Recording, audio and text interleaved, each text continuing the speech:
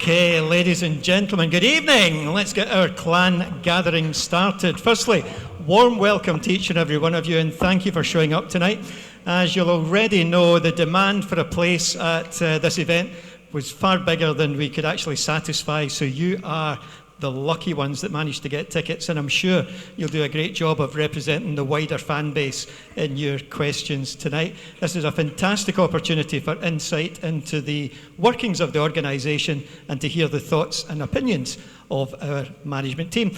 The aims for the session, well, hopefully everyone leaves here tonight with a better understanding of the workings of the club and feeling that the big questions have been aired, and also that management go away with a clear understanding of the mood and the areas that are most important to the Purple Army. So it should be a very interesting night. So I think we are ready to get underway. I'm fairly sure you're well aware of who our panel are, but let's introduce them to you.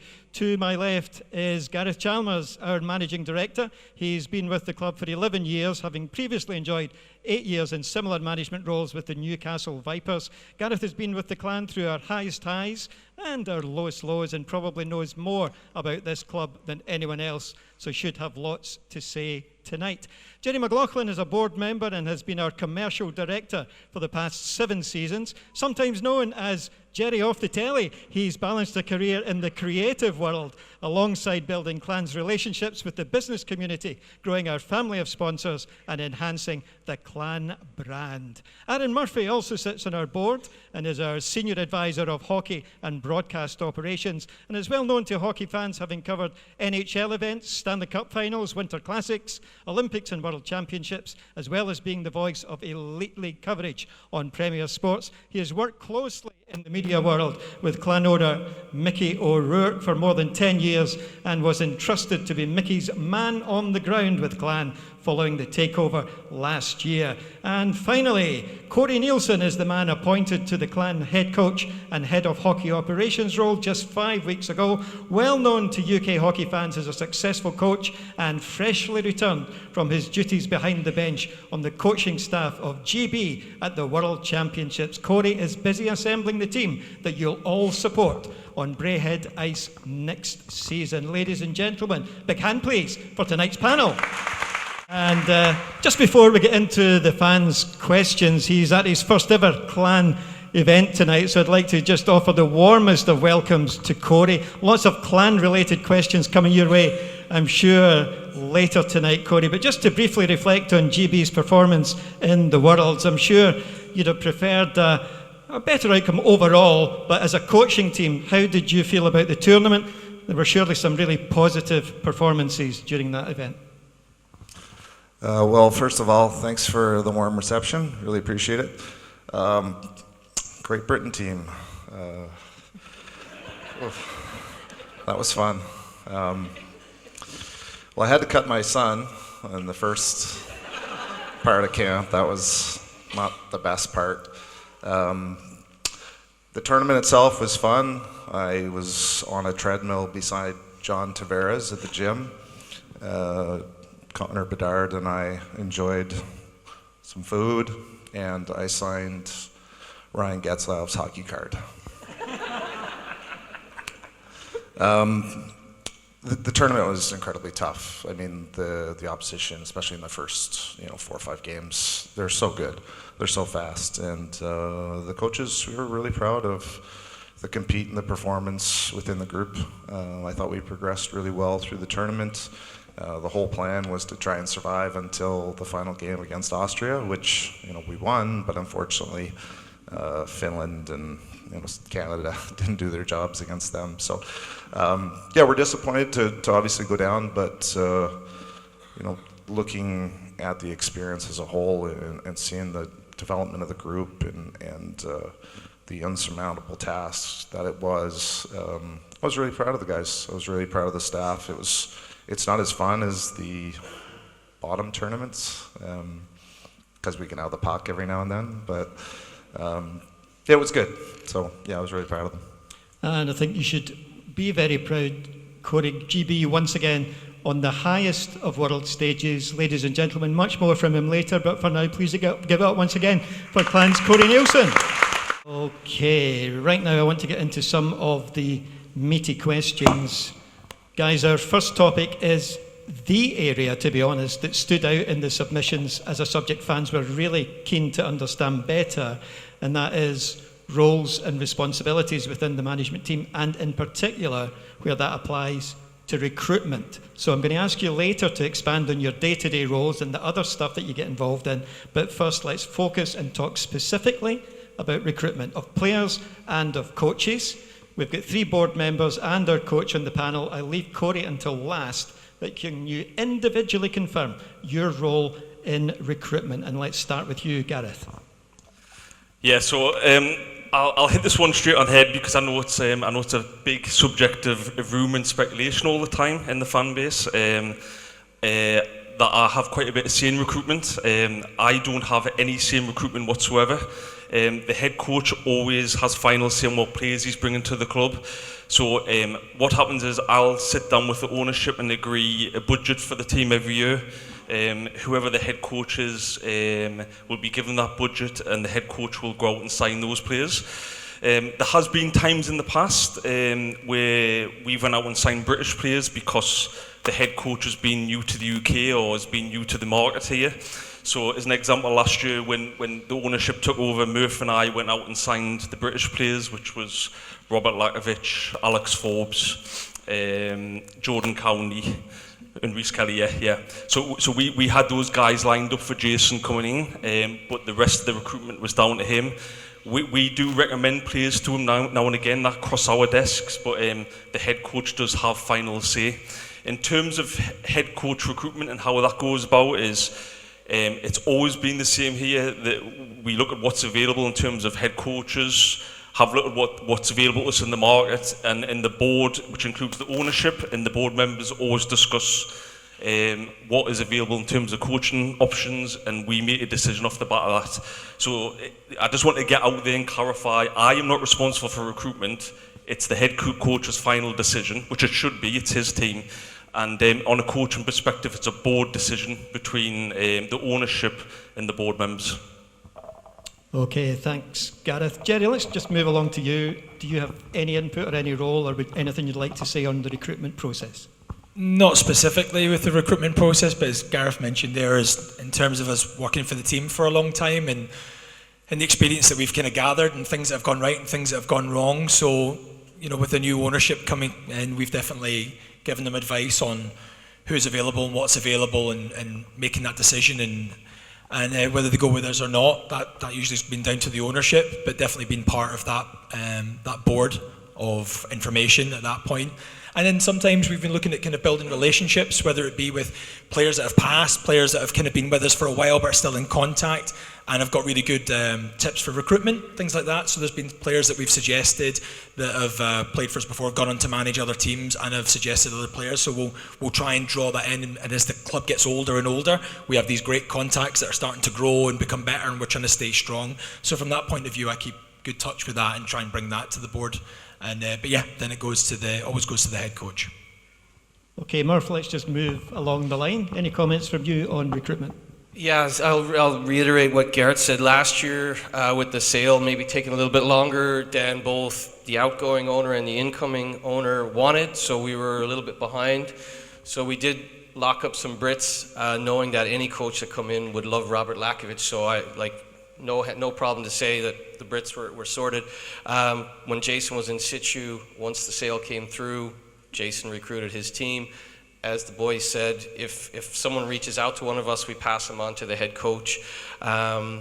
With Corey being, well, far more versed in the Elite League than any of us, that really hasn't had to come up as much as perhaps last year with Jason being new to the EIHL. But yeah, no, it's the head coach, and certainly Mickey knows every player, and Mickey wants to know who every player played for and where they came from, and he does become a fan of elite prospects, I think, quite quickly over the last year. But no, Mickey is quite aware to the coaching.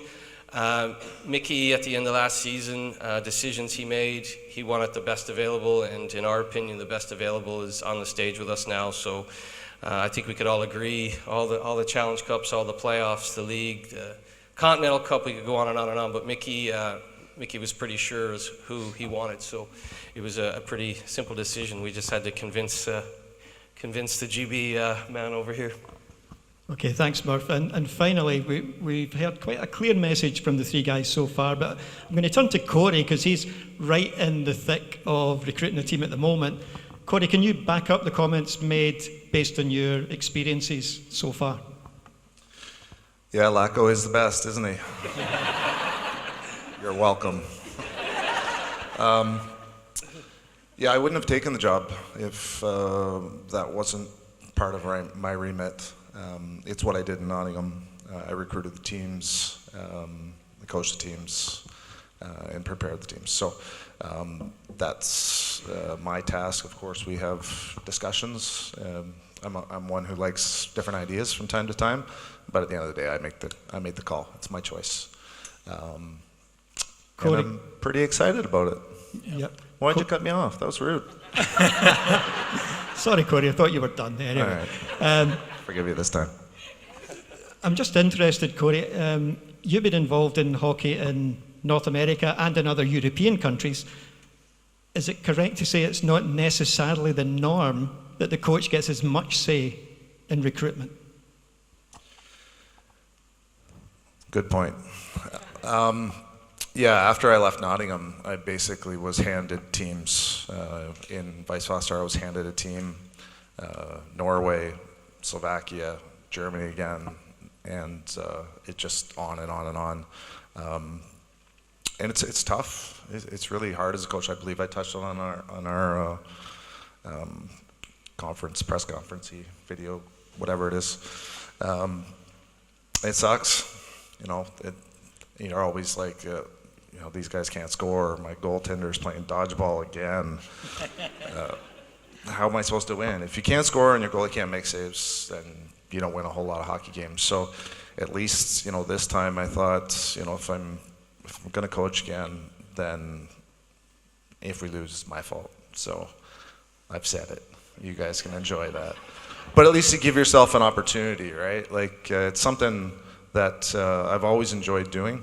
And as you say, in Europe, you're not afforded that opportunity. And to be honest, it's a lot easier now than how it used to be when I was doing it in Nottingham, because there's so many more resources available to us. So before it was calling coaches players played for, calling teammates of players played for, and trying building references and looking at their elite prospects. Now I can just go on a little website and see every minute someone's played, and you can see everything. See them in good times and bad times, how they react in situations, their strengths, their weaknesses, and then building this, really this huge giant puzzle, in terms of budgets, housing accommodation, right shots, left shots, power play capability, penalty kill capability. Are they fast? Are they tough? Do they compete? All these kind of things that have to fit perfect. You can't have, a whole bunch of Lackos, even though he is perfect. You're welcome. You need guys with different skill sets, and it is a huge task, a huge job. I'm sorry this answer is so long, but yeah, I think we've started the process. I've started the process. We've got some great names, and I'm looking forward to seeing how it takes shape. Corey, just you've talked a lot about you being proactive and going out there looking for guys, but I'm sure there's a lot of, let's say, peddling from agents and people trying to push players your direction. Tell us a little bit about in the Elite League how that works. What are the resources for players becoming known to you other than you going out and doing your own research? Well, I think I've kind of monopolized this whole conversation now, so this will be my last. Yeah, agents, there's, I have 1,000 agents in my phone. Emails, WhatsApps, calls, and it's relentless. And you have to sift through all these names, and then again, you've got to put them into lists where they fit within your depth chart. And then where they fit within price, whether they're single, whether they're married, whether they have a stupid dog. It's impossible to house somebody with a dog for 8 months. It's the most crazy thing, these players, they're weird. But yeah, it's there is all these resources available to us. The websites, it's just so much information. But at the end of the day, it is always great to get these references from people you trust. So I was recruiting someone who played with Mike Pellick today, and I just called Mike and said, "Hey, what do you think of him?" And I mean, what a great reference for someone who knows the league, who's played here, who's done it all. So just using your available resources. But it's such a competitive business. UK, Slovakia, Germany, Italy, everywhere. There are so many leagues competing against the coast, competing against, you'd never imagine this, but competing against currencies. Like whether your currency is up or down. All these things have huge impacts on what you can achieve and how far your money can go. So I am pretty much a certified accountant right now, but I prefer the hockey coach stuff. Can I just say, Kev, I think that's a really interesting example of something like you see Corey's experience. So something that the board would have done previously, depending on the head coach, and we always really had one of the highest ticks was a bit of elite league experience, because it's such a quirky, unique league. And as Corey's alluded to there, you're like, there's no other really leagues like our one in Europe. It's built mainly of North American players, and it can catch coaches out. We've seen all around the league, brand new coaches to our league get caught out. It feels like they're back in North America, but they can't just cut guys because there's no affiliate team that's ready to give you loads of North American guys up. There's a different relationship with the affiliate teams here. You've got to recruit 14 guys, whereas maybe in Germany, as Corey's alluded to there, he had his core team of 4 guys. You maybe build a very close relationship with they're your go-to guys. Here, you might have to, gas a guy. You might have to get rid of a couple of guys. It's not working out. You've got to be more ruthless. That can catch people out. We've seen it with, Aaron Fox, a fantastic example of it. Scaldy is another good example of it. Guys come in, and so that's something we've tried to, in the past, try and inform coaches with varying different levels of success. But Corey comes in with a whole host of knowledge of how that works and how that system's developed over the years. So it's really interesting to hear his take on what that was like in different leagues and how it works here, because it catches people out. So it's great to have Corey here for that. A lot of detail there on the recruitment process. I hope that's clarified the question for most of you in the room. Corey, I'm sorry, you're back on the mic again. Yay!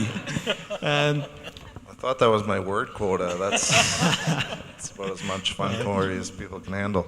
So, I just want to widen the roles and responsibilities discussion a little bit.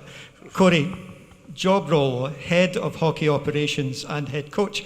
Just give the fans a bit of flavour, if you would, about all the other things, apart from recruitment, that you get involved in on a day-to-day basis. Building schedules, trying to figure out, work, rest, relationship, management of staff, understanding who's injured, who's prepared to play, who's fit, monitoring players. Yeah, it's building systems, pre-scouts, reviewing video, individual coaching, skills coaching, individual video coaching. It's quite a big job, thankfully. We signed a good assistant in Mike Sarand, who's done it all before. It is very, very hard to do it on your own. You have to basically pick and choose. You just don't have enough time in the day to do everything. So if you have a good assistant, he can help take some of that workload off you. And I'm excited about having Mike here. Okay, thanks, Corey. Murph, moving to you. Great job title, Senior Advisor of Hockey and Broadcast Operations. I think maybe the longest one on the panel. The fans obviously see a lot of obvious output. We see the webcast commentaries.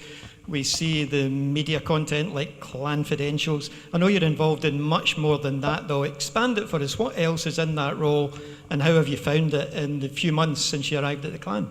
Well, I was the OSC chairman for about 35 seconds earlier when the OSC committee stepped down for re-election. So next year I won't do it unless I get to be the chairman for at least a minute, like 35 seconds.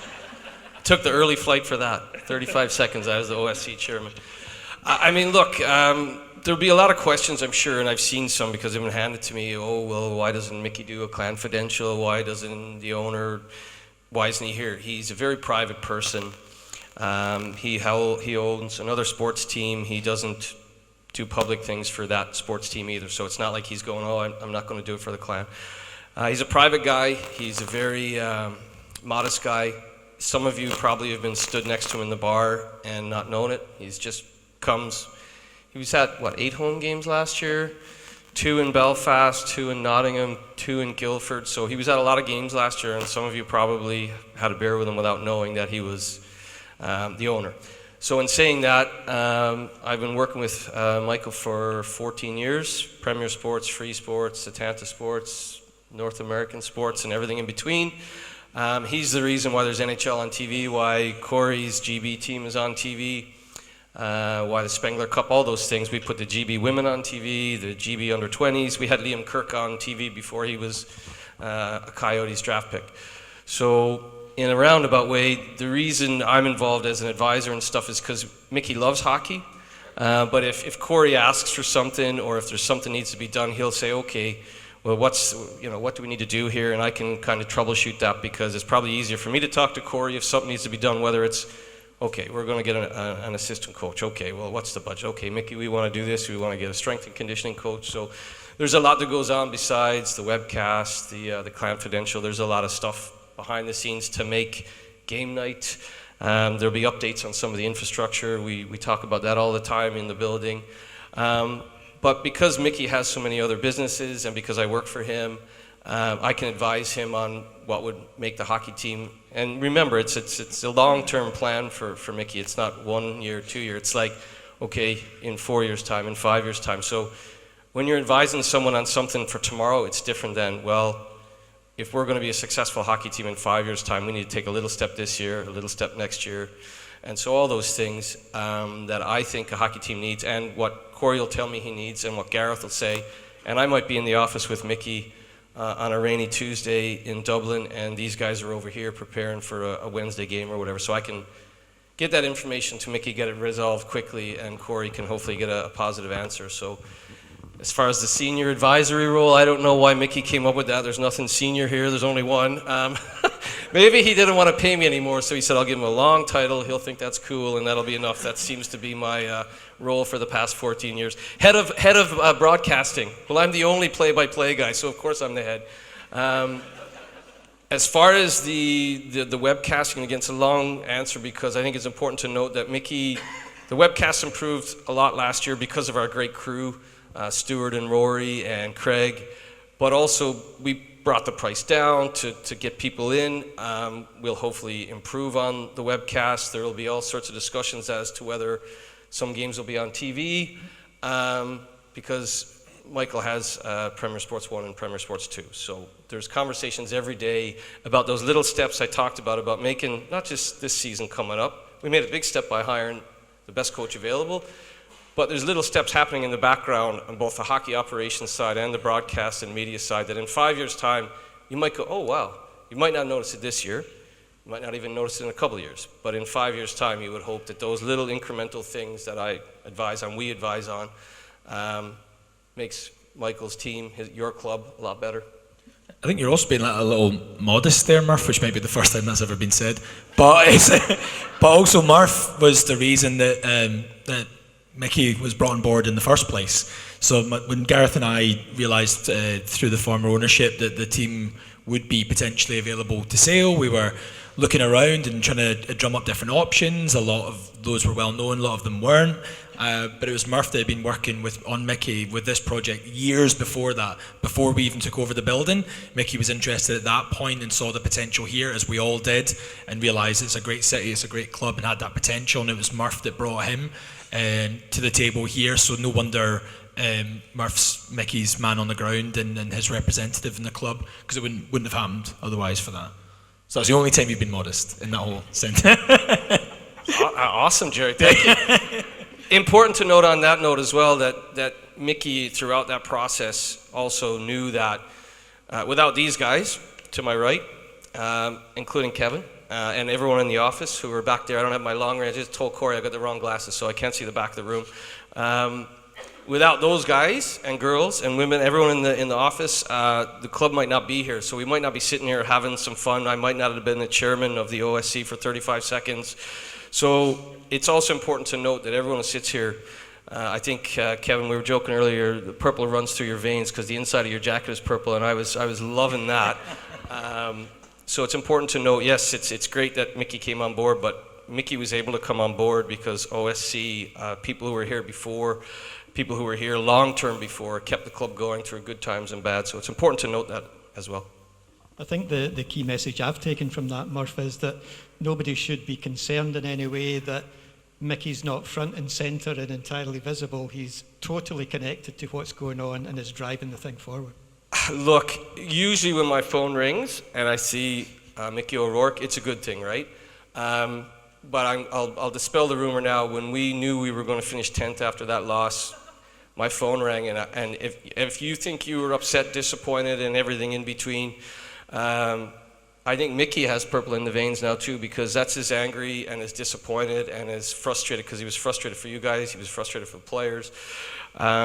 So he is front and center, and I was joking about elite prospects earlier, but not really, because he will send me links now and go, oh, this guy you signed, wow, this goalie, do you know that he played for the Dallas Stars? Yeah, we were aware of that. Corey knew that he played in the NHL. So he's very much a fan, and that's why you won't see him up here talking about how he doesn't feel like he's saved or done anything. He's bought a club. He wants the club to do well. He wants you to enjoy game night. He wants the players to succeed. He wants the players' wives, partners, kids, dogs, unfortunately, to enjoy their time in Glasgow. It's really that simple.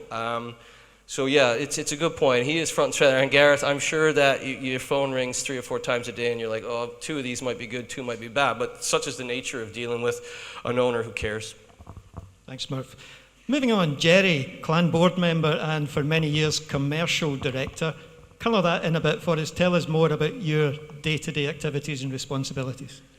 I guess it depends now. It's grown quite a lot. Obviously, with us taking over the arena was a massive change, I guess, in terms of the club, growing the sponsorship base and changing what we had to offer. When I first came in, there wasn't any hospitality or anything like that, so it was like looking for what people are actually interested in and trying to increase the prestige of the club and the reason why people want to be involved. And we've got a really good business club now that interconnect and help each other and reach out, and have got super involved in hockey. It's amazing. So that's grown. And then where do we take the club? A lot of strategizing for the club, where it goes economically, where we can look at, and I know this comes up a bit later on, but other areas that we can look at. And this building's so frustrating. It's fantastic. Look at this. We're in like a 3-story glass riverside building, greenhouse, but fantastic. Even this room being used like this is fantastic to see. And we've come up with those events that we've done for OSC events, things like being using this room, using the Klansman Lounge, which was a fire escape before. So those kind of things. And then now moving into the building, everything from sponsorship for the building, sponsorship for different areas, and then what else can we kind of do to augment this building and make it work, because it's never made money. There's something that we've really been quite poor at getting the information across, but the building ran at a loss. Even when the Clan was in here, it was given quite a cut. It wasn't charging much rent. And we were told by Neil, the harder we worked and the more money we raised, it would go into the team. We did see a bit of that, to be fair to the previous ownership. There was a spare import, there was this and that. But then the rent just kept going up, and we were always like, you know what, at some point we might get the opportunity to take over the building, so we need to be ready for it. And no one would have chosen COVID to have happened, but one of the upsides of that was that situation suddenly came right up front, and there was the opportunity for that takeover to happen, and we needed to be ready for it. But I'll be honest, there was times like Gareth and I are walking around the building and we're like, this could be the last game. It might not be, but you're like, it's really tight, and it's just the way things are going. And this building was run at a loss, and they were having to charge us more and more. So how do we do this? The big challenge for us is how do we make this building, the building and the Clan are now combined, and has been for a couple of years, but this is the best situation it's ever been in to make it work, where everyone wants every facet of it to work. So day to day, that's quite an interesting challenge. I want to augment this building so it can be a smaller venue and a bigger venue. I want to utilise these rooms differently, and then just reaching out to Glasgow, because it's such a fantastic city. Everyone can I think that almost half the population of Scotland can get to us within 45 minutes, which is unbelievable. So we do have massive advantages, but there's some challenges first. But Mickey's the right person for us, for believing in us and getting those things in. So making the argument for that is daily. And how do we get that kind of together? And the ice plants and big screens that I'm sure we'll come to. Some of the topics you've covered there, we are going to go into more detail later, Jerry, but I guess what I'm hearing is job title's commercial director, but it's really about growing the business in any way that you can see opportunities. Yeah, and stuff to do with the team daily. Obviously, I'm sure many people remember I had a lot more to do with the media stuff there. I really miss doing that. Obviously, Murph's got it more than covered, and Laura and Craig. I really enjoyed doing that. But to move things in, they talk about, it's a football analogy, but dropping into midfield, dropping into defence. I think we're backstage at the moment, building it up from the back, but it really is going in the right direction when you see like this room and what it looks like and the other facilities we've got and then what's coming that we know is coming. It's exciting and it's really rewarding, but it's very broad and all our staff are very broad. Thanks, Jerry. So we've made our way back across the panel, back to Gareth, Clan board member and managing director of both the Clan and the Braehead Arena. Lots of people specifically wanted to understand more about your role, Gareth. Give us the lowdown on your day-to-day role and responsibilities. Sure. So my role with the business is I oversee the whole business, from the arena to the ice centre to the team. We manage over 10 people. We've got 10 plus people in the business, from F&B, security, ticketing, event management, administration, merchandise, operations of the building. As Jerry alluded to before, I think what we do need to get across is like, I joined the club 11 years ago. My background's in hockey, as everybody's known, and as Kev has mentioned. We were put in a position where we had to take over the building. There was, we'll quickly go back to the pandemic and the way that was playing out. So I'm sure everybody saw the way there was a couple of people in for the building at the time, a couple of different companies and people, and we were the only people that were going to keep hockey in the building, so we had to push really hard to get the building. With the other options that were there at that time, the hockey team was finished. Nobody wanted to keep ice hockey in the building because of the cost of ice and keeping that. So I think we've battled really hard to get the building, and whether it's a good thing or a bad thing, we've taken on the building ourselves. So we've had to be quite dynamic with our roles and learn as we went along. So yeah, it's been the last couple of years have been interesting and tough, because we've gone from running a hockey club to running a business, which includes a building. So yeah, it's been interesting. But on a day-to-day basis, obviously, as I said, I'm managing the staff. I'm the person that's on the Elite League board for the club. I go to national arena meetings to see what's coming up in the market for concerts and potential developments. Because that was another one. The building was never a member of the National Arena Association in its history. No, and as Jerry said, like the buildings, it's this is no disrespect to anybody in the past, but the building hasn't done what it should have done, and it's been losing 250 to 750,000 a year. So our aim is to try and turn that around. And I think let's give Neil some credit here, the previous owner. Without Neil, the hockey club wouldn't be here in the first place, and there was nobody else going to bring hockey to the west of Scotland at this level. And also, without Neil, we wouldn't have the building right now. He was the one that really drove to get the building along with us. So I am, credit to him. We wouldn't be here today. As Jerry alluded to before, we've been in a couple of situations, even in recent years, where the hockey club was very close to going out of business. But yeah, we've had to be quite dynamic. We've took a lot more work on, which it's stressful at times, but we're doing it because we want the hockey team to work. We're passionate about the hockey team. We want the hockey team to work, so that's why we're doing this. Okay, thanks, Gareth. So lots of requests for clarification on roles and lots of information there. Hopefully that's been useful. It's certainly, we have presented the big question about what everybody's roles are. I think we've pretty much comprehensively covered it. I'm going to turn to the audience now and ask if anyone has any questions, but specifically about what you've heard there or other points related to roles or to the recruitment process. No other questions at this moment, please. Does anybody, we'll try and get a mic to you if you put your hands up. We've got a question at the front. Laura's heading your way. Just bear with us a second. We have a question. Hi folks, I'm Martin, fan. It sounds like the club is geared for this season now in terms of the coach.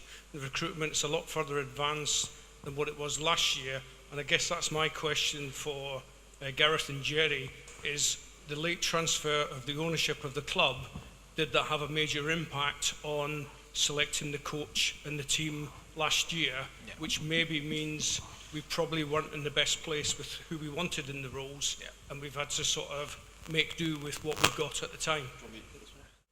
Well, I mean, 100%, isn't it? I mean, it's absolutely the big thing we had last year was the late handover. It was just a complicated process. It was frustrating. I think it was fair. I think the outgoing ownership would agree with us saying that he can be tricky to deal with. Even himself, he would say that he's Neil's Neil, and that's the way it was. And Mickey is taking over a brand new thing, and he has 65 companies as well. It was a really, really tricky process, and we really had to pull a lot of stuff together. And I remember even bumping into you, Murph. We were trying to find out potentially who's out there, and I literally went down to Cardiff. We thought it might have been someone connected with the Cardiff owners, might have been interested as well. We really didn't know, what was going on. It was so late. All we knew is, I don't know if they want me and Gareth working there at all, whoever's taking it on. But if it's us, we've got a hell of a lot of work to do. And it just reminded me of the season where we took over the building, where we were like, they've got to let us in this bloody building. Like, we've got to get in it. And we were like, we need to get in. And there was like 6 months work done in 6 weeks to kind of get it open. And I remember someone, the only person who's ever been really angry with me, I think, was just, where's the coffee? And I was like, I get it. Like, people need their coffee. But I get that. We've done so much to get it on its feet. And you're like, now all those things are forgotten. And then this season came along, and if you don't have that in place, how can you recruit a head coach? Because what are you telling them? We're hoping it's this, it looks like it's this. So that definitely did affect what happened. And it made it harder for whoever became the coach. I think, Morgie was the right choice at the time, but it made it harder for him coming in late. So that definitely affected it for him. Would you agree? Yeah, I think, looking back at the timeline, the deal was almost in March, wasn't it? And I think it's... Well, I'll never forget it, Gareth, because obviously in Ireland, March 17th, St. Patrick's Day, I was told that the outgoing owner wanted it done by that day, because he knew it was a holiday. So Mickey was pretty excited that maybe it would be done early. He'd be in situ before the playoff final weekend. And that dragged on until almost the end of May, I believe, Yeah, so it took a lot longer than we expected. It should be mentioned that certainly Mickey wasn't saying you couldn't hire a coach, but he did not want to commit to somebody, and then if the sale fell apart at the 11th minute, and that person is now thinking he's going to Glasgow with his family or whatever his situation is, and if it fell apart. So the incoming owner didn't hold us up, but he said, we have to be realistic here. Until the sale is done, we don't want anyone changing their life, moving from Canada, and then it falls. So he was worried about incoming people maybe getting messed about if the sale didn't go through. And it's everything as well. It's like the assets of the club. So at the time, we were instructed to sell all the cars. A lot of the smart cars were gone, and we're like reaching out to Mickey going, you might want to buy these. Like after Brexit and after COVID, getting a hold of automatics is good. If you start now, we probably won't have cars for the import. Like, okay, but we can't do it because you never know, we might not get this. You're like, okay. So then when we do get it, you're like, oh my God, I've got to find 14 automatic cars that's suitable for the players, which we did. We always just about managed to do it. I'm really looking forward to having a season with a right good run-up and everything in place. Actually, I'm looking forward to 2 of those in a row, to be honest with you. But like, it was the knock-on effects of that, which I think is what you're alluding to, affect everything. Accommodation, everything. Yeah. And just further, obviously, we had the previous owner in the background trying to make plans because he was fully aware that the deal might fall through. So we were getting phone calls saying you need to find a head coach from the old owner, and then also dealing with the new ownership saying you need to find a head coach with 2 different budgets. So it was like... I think it might be a bit like being in the civil service and you've got a Conservative government, and you think that they might stay in, but they probably won't, and at the same time you've got a Labour government telling you to buy the railway, and they're like, sell more of the railway, and you're a bit like, all right, like, it was kind of quite a difficult balancing act to do the both. Yeah, but we were delighted it got there, so that was the main thing. Okay. Hi, my name's Jack. I had a question for Corey Nielsen. Does he have any plans to bring any players or coaching staff from Europe over? From his time in Europe? To bring any players over? Like, as in support staff? As in like players and goalies and coaching staff and things like that? Not coaches, Not but coaches. yeah, I have been. I talked to players that who've played for me previously in the past, yes. Can't tell you their names, or I'd have to kill you. You're not going to get much out of Corey tonight, by the way. For that was a bold early effort. Just for yourself, Corey, my name's Logan. How are you planning to recruit a team that's capable of competing with league winners like the Steelers last season, who, like, undoubtedly went through all teams easily? So how are you going to create a team that's capable? I mean, obviously you want to win, but it's capable of beating them on any given day. That's a great question, Logan. Thank you. You must be really good at school. That was not a softball either. To be honest, it's a lot of hard work. You need a little bit of luck. You're hoping for a ton of chemistry, but all we can do is use the resources that are available to us to the best we can. That's why you'll see, like, we haven't announced all our players being signed, because we're waiting for different things to happen, for prices to drop, for the players we want to become available. It's a really competitive, I'm not going to go into everything, but yeah, it takes a little bit of patience, a little bit of luck, and just a lot of hard work from not only myself, these guys, but the players you bring in. So hopefully we bring in a group that's of real high character that will do anything they can for the clan. Thank you. Corey, thanks. You're welcome. Logan, thanks for your question. Our next category relates to the past. Team performance and key events that have brought the club to where we are today. Corey, maybe fair to say you might get a pass on these as you're just in the door, but feel free to jump in if you wish. The first area I want to get into, folks, and I'll be honest, this is an uncomfortable one in many ways for everybody in the room, and everybody in the room needs to tread very carefully in our wording here. But there were a number of questions or comments relating to, let's call it, the controversial signing a couple of seasons back. We're not going to dodge that.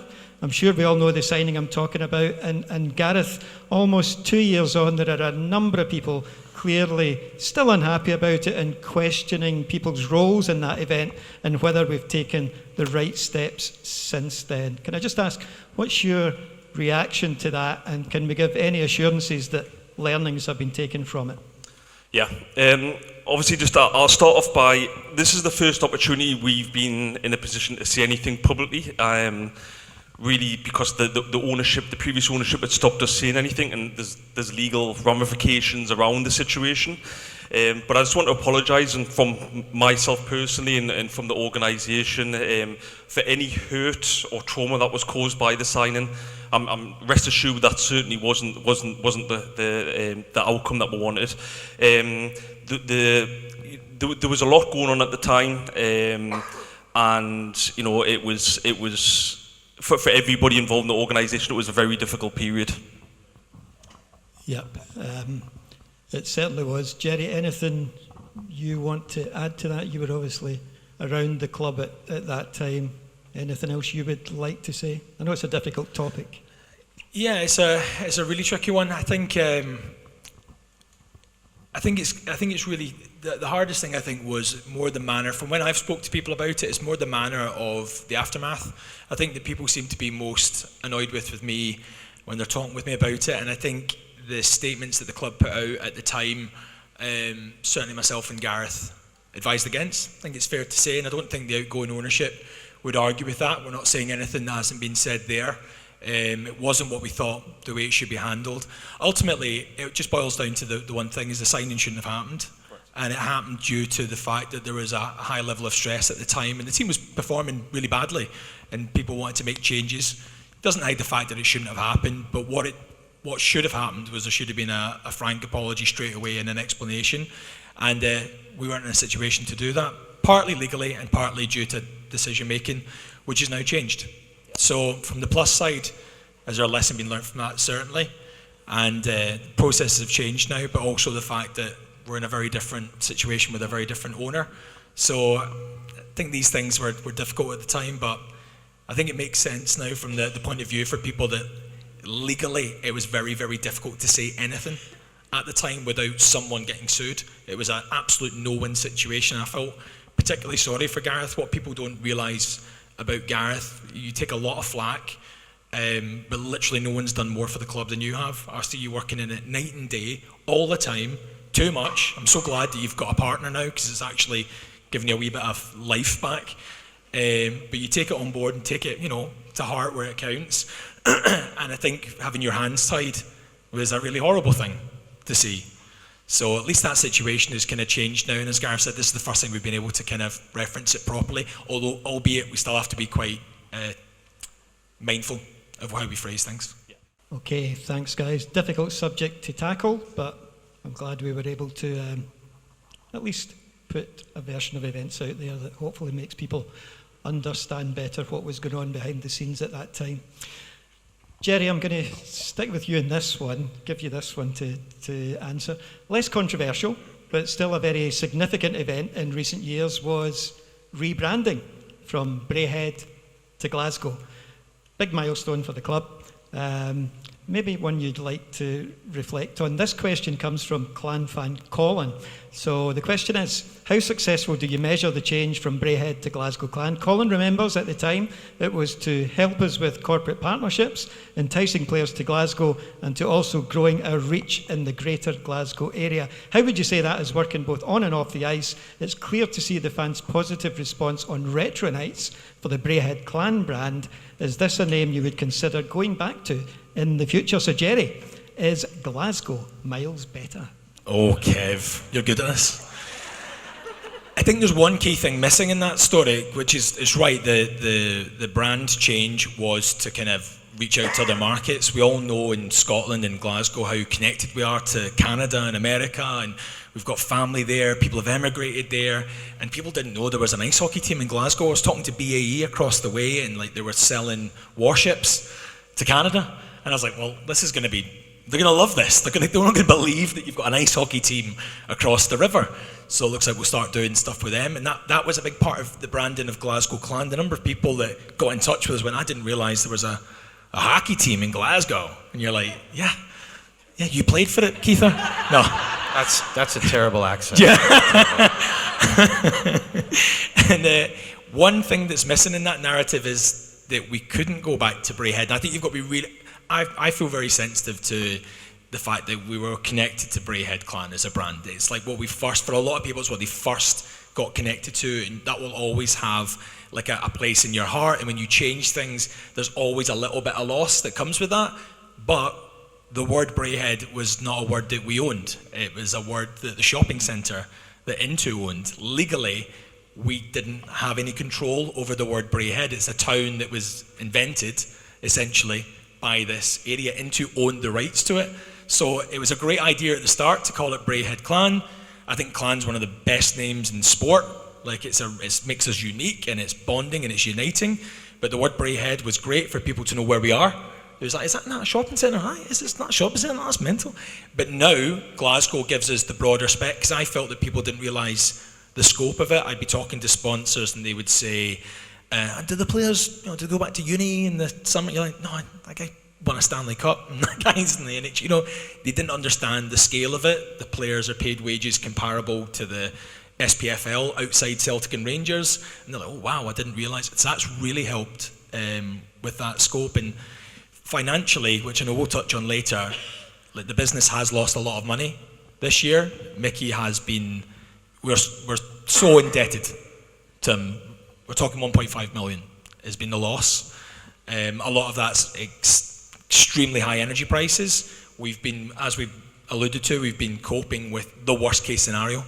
You know, it was a new business at the worst time, post-Brexit, post-COVID. We got the worst energy deals. If we hadn't have acted when we had, there'd be nothing. It would have gone. And if we hadn't have done things that we had to do, then the club would have been gone. So we've operated at its worst kind of case scenario. But in terms of revenues everywhere else, everything's up so much than it was 6 years ago.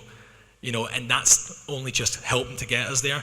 New energy deal, new ice plant, solar panels, all these things that we're looking at will absolutely get us where we need to go. But we are very lucky to have Mickey. And I think the Glasgow Clan brand has been massive for the league. I don't know how you feel about this, Corey, but I know talking to other teams in the league, they could sell Glasgow a lot better than they could sell Braehead.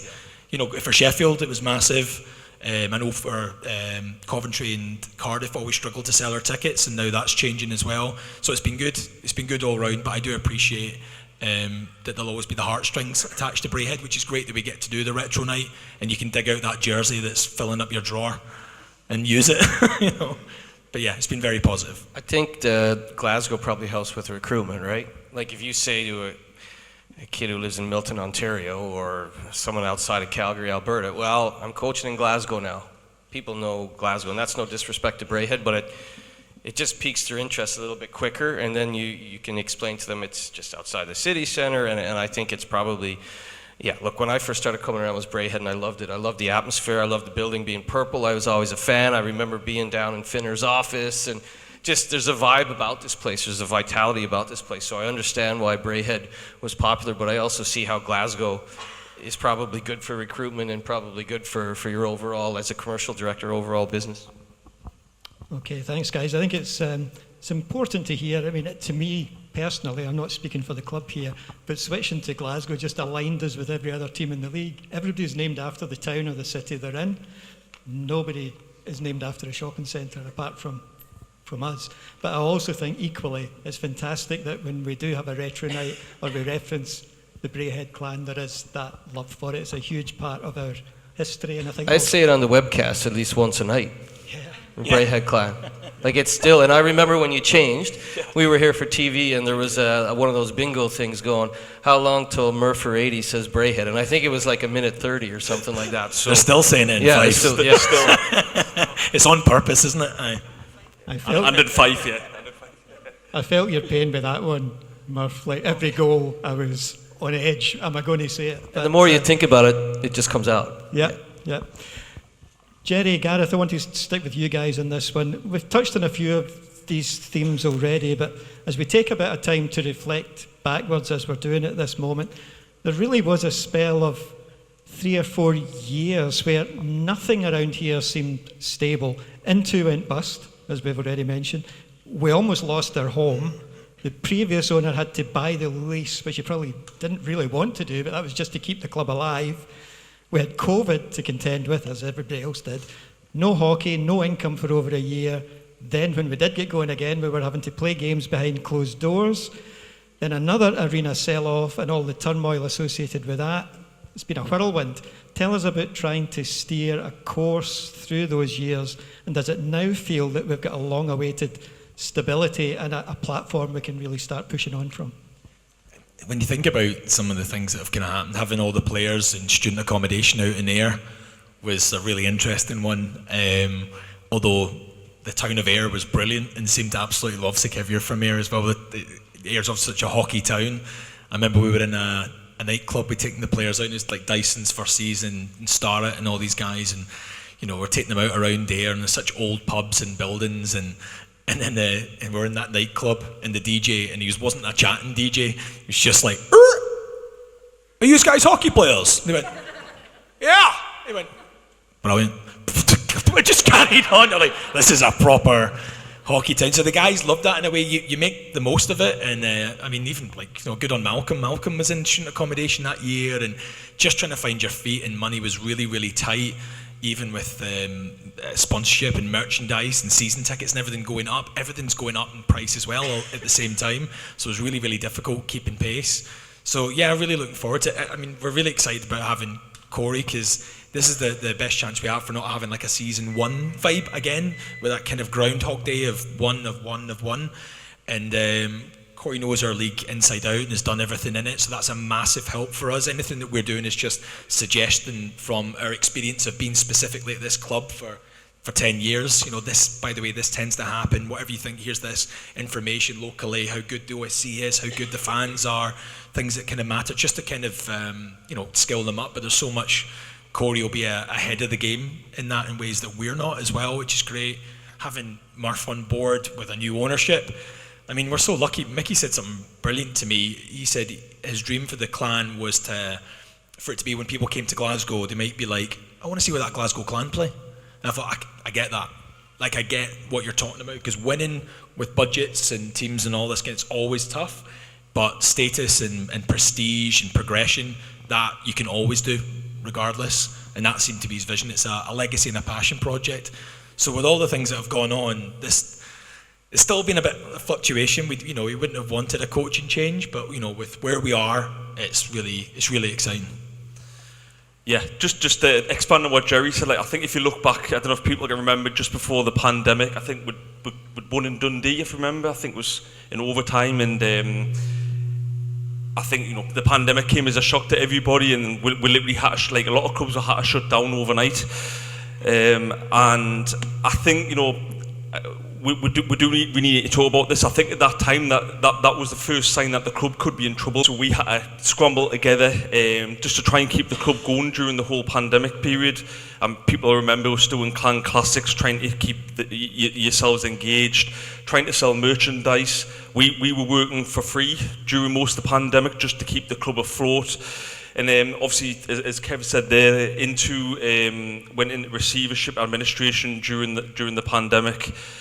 The building was in trouble at that time. It started coming on our radar that the building, you know, was either going to get shut down or taken over. So Neil called us one day and said, look guys, we're going to have to try and come up with a way of trying to take over the building or save the building. So we were battling with that, trying to get our head around how we take over the arena. So as Kev said, it's been a whirlwind last 5 years. Lots of ups and downs, but we're still here. Honestly, I cannot reiterate the amount of times this hockey club has been that close to disappearing, and it's, you know, credit to everybody, it's still here. But again, you guys shouldn't be modest. You joked earlier with me. You guys, and I said this, I texted you several times during some of those awkward moments in the club, or maybe the shopping center. Like, you guys kept the lights on. And so when Mickey had the opportunity to come on board, it was something that I think he was really excited about. He knew the possibilities here. We came to a game last year, and everyone's like, what are you doing here with this guy? And it was like, yeah, it's like the kind of cat out of the bag a little bit. But like, when he saw the Purple Army in person last year, and I think it was a night where the Belfast was in town, and it was the treble winning year of Belfast, so it was a tough night at the office, but he could not believe the passion. And so I think from that point onwards, and I think we went to the old firm the next day, and he was sitting next to Rod Stewart. I was down in the cheap seats. But he was still talking about, like, the passion. You know, so it's pretty incredible, like, all those ups and downs, and here we are today. And yeah, he's very excited about the future. He's very excited about Corey. And he's excited about some of the things we'll talk about the building as well. Yeah, I think also, Jerry said about the West Sea there. 2 years ago, just before Mickey took over the club was in a dire state. We'd got to the point where guys didn't have sticks, they didn't have skates, so we were having to find money ourselves to try and buy guys sticks and skates just to get us through. So this was when Dyson was in charge. Things had really started to go to pot. We were trying to get control of the whole situation, and you know, like, credit the OSC, like John Muse as an example he came in, he needed new pads, and the ownership said we don't have the money to pay for new pads. So we approached the OSC and said, can you guys pay for John Muse's pads? And they went out and bought John Muse's pads. And I think this is where, the OSC do a lot of hard work that doesn't get seen by people. We were digging around for bits and bobs of money that we could just to get us through, and it was an absolute relief to get to the end of that season after what had gone on. And in fair play to Dyson and the guys, they got us there. It was credit to them for getting the playoffs, quarterfinals, because really we shouldn't have been there. The way things were going off the ice, it was a real struggle that year. Okay, hopefully things on the up now, but let's bring things forward to more recent events, guys. We've just finished 10th, our worst ever league season. Lots of people had similar comments or questions. This one from an anonymous poster just about sums them all up. Finishing last in the league last year, the only way is up. How do you feel about that finish, and what are you going to do to turn things around and get back to the winning ways of past years? Murph, I'm going to ask you to lead us off on this one. Well, Good luck, Murph. yeah, I mean, 10th. I did forecasts. We talked about this, Gareth. I like it. 10th just wasn't. I thought there could be a chance 7, 8. I didn't think with the team we had and the coaching staff. Just didn't think 10th was even a possibility. I know there was a lot made about the ownership wants to be a top 4 team. I don't think we're ever going to apologize for being ambitious, but maybe keep the expectations, but also, you have to have ambition. We didn't recruit a 10th place team, even though we were late to the party, as to your question, Martin. I mean, the Mike Pellicks and the Charlie Combs of the world, they don't come in to finish 10th, right? And certainly that wasn't part of what we had hoped for. I don't like excuses, but I had a really interesting conversation in Cardiff, and it went something like this. Well, what if Cox and Sanford were out for 6 of the 8 months? Would we be where we are? Maybe not. And so when you have a Combs and a Pellick and a Sanch out for pretty well 3/4 of the year, but no excuses. We brought in some guys, Petrick, and we brought in Matt Barry, and Matt Barry played really well on Saturday night against Coventry, and on Monday he was getting his appendix burst and emergency surgery. So it just seemed to be one thing after another, but no excuse. Like, there's no way it was good enough. I spoke to Mickey last week about something else. I think it was about the IIHF. He was actually asking how you were doing in Prague, and I said, I know he's doing well. Yeah, like, he likes Prague. It's a great city. Great bear. And basically he said, yeah, like, when you're over there, you can say, like, I am not effing happy about 10th. So if anyone thinks that we were, like, in the office afterwards going, it's okay, we had 12 sellouts, we had this and that, it was not acceptable whatsoever. So what are we going to do? Well, unfortunately, I think we should also touch on the fact that Jason Morgan and Jeff Batter are good people. They're good hockey people. They have good families, and no one wanted anyone fired. And you know this, Corey, because you've been to Europe, and you know that things operate differently. And when someone loses a job, it's not just the coach's fault. Injuries, people underperforming, some people overperforming, and then you're going, well, that guy was supposed to be on the 4th line, but he's on the 2nd line, and things like that. So what are we doing? Well, unfortunately, Mickey said we're making a change. The change was made. I want the best coach available, and I want work in earnest to begin, which is what's happened. And of course, Robert Lakovich. Yeah. Important to note, Lakovich. We didn't need to deal with an agent there. So yeah, the work is underway, and the great thing is that Corey's in full-on hockey mode anyway because of GB. I mean, he played Canada and Finland within 24 hours, so nice to play number 1 and number 2 in the world within 24 hours and then bring that through that prism, then come back and start your recruiting again. We are all working hard. I certainly know that the guys haven't stopped working, and even when I was doing 2 IIHF games a day, there were messages in the WhatsApp, and we need to do this, and we want to talk to Forbesy on Clan Chat. So everyone is just doing their job, I think. Everyone's doing their job, like 5% more. Give us 5% more. And yeah, it's not good enough. Apologize from top to bottom. That's all we can do. But if you guys think you're upset, like I said, that phone call on that Sunday evening or whatever was soul-destroying, crushing. Yeah, and I was pretty upset. My son cried. My 9-year-old was not happy, and he's like, well, how did Pelly play, and how did Combsy play? He knew he must have heard me on the phone at times going, oh, it's Combsy hurt again. And then he'd come to me a few days later and say, is Combsy okay? And I'd be like, what are you talking about? And he goes, oh, Combsy's hurt. So it's funny what kids pick up. I was so stressed at one point that I think he was upset because he knew I was upset. So we all take it home, don't we? And I've talked to your partners. You take it home, and 10th, we can only apologize because we did have 12 sellouts. We saw the passion, we saw the disappointment, we saw the heartache. Certainly, I saw a lot of frustration on social media. I tried to be the brunt of that to some degree to allow Jeff and Jason to breathe. There was a lot of things said that I'm not at all bothered by, and we were trying to protect the players. But at the end of the day, when you're not winning hockey games, as one of Mickey's right-hand man, Brendan, said, well, when you're winning, everything is better. And we're not winning right now, so we all have to just kind of lump it. So, yeah, we can only apologize. But we can't even apologize because sport is no one's God-given right to win. But all we can do is be prepared, and Corey's a good recruiter. So we put our trust in someone that's won more trophies than all of us combined. So I think from my point of view, like from my head as a fan perspective, let alone a bit like from a business perspective, we were really God doesn't cover it. We've been doing this for so long, and we've put so much into it.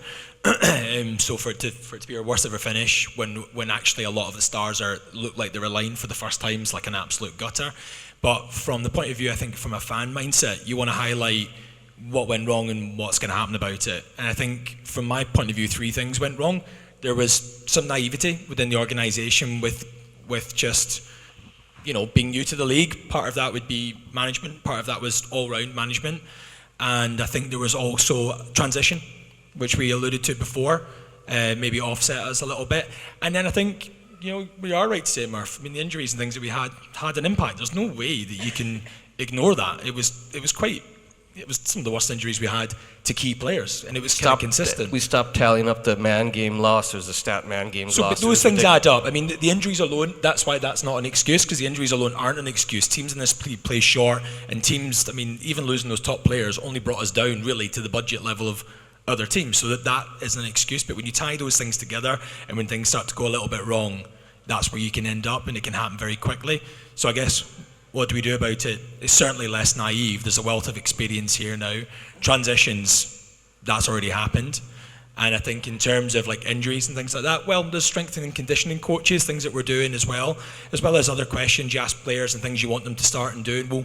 We'll kind of increase our knowledge there. So that's why I'm really excited for next season.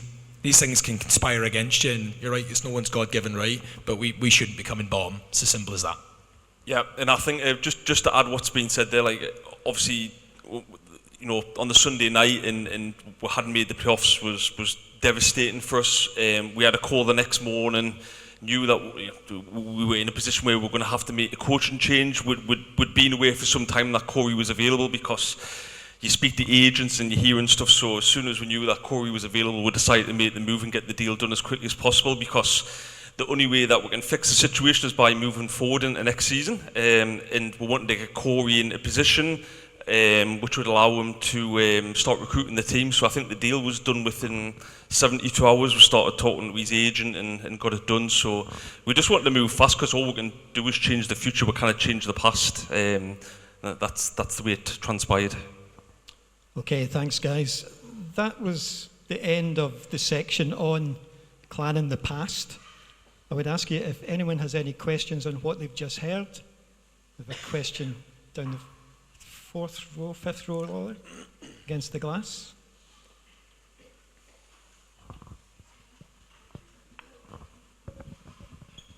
Hi there, my name's Alan. I've been a fan for the past few years. I agree about what you're saying about Lakovitz. I think he's a great player. He's got great hair as well. Oh, 100%. Great goatee. So, my question was briefly, how did you settle on the colour purple for the team?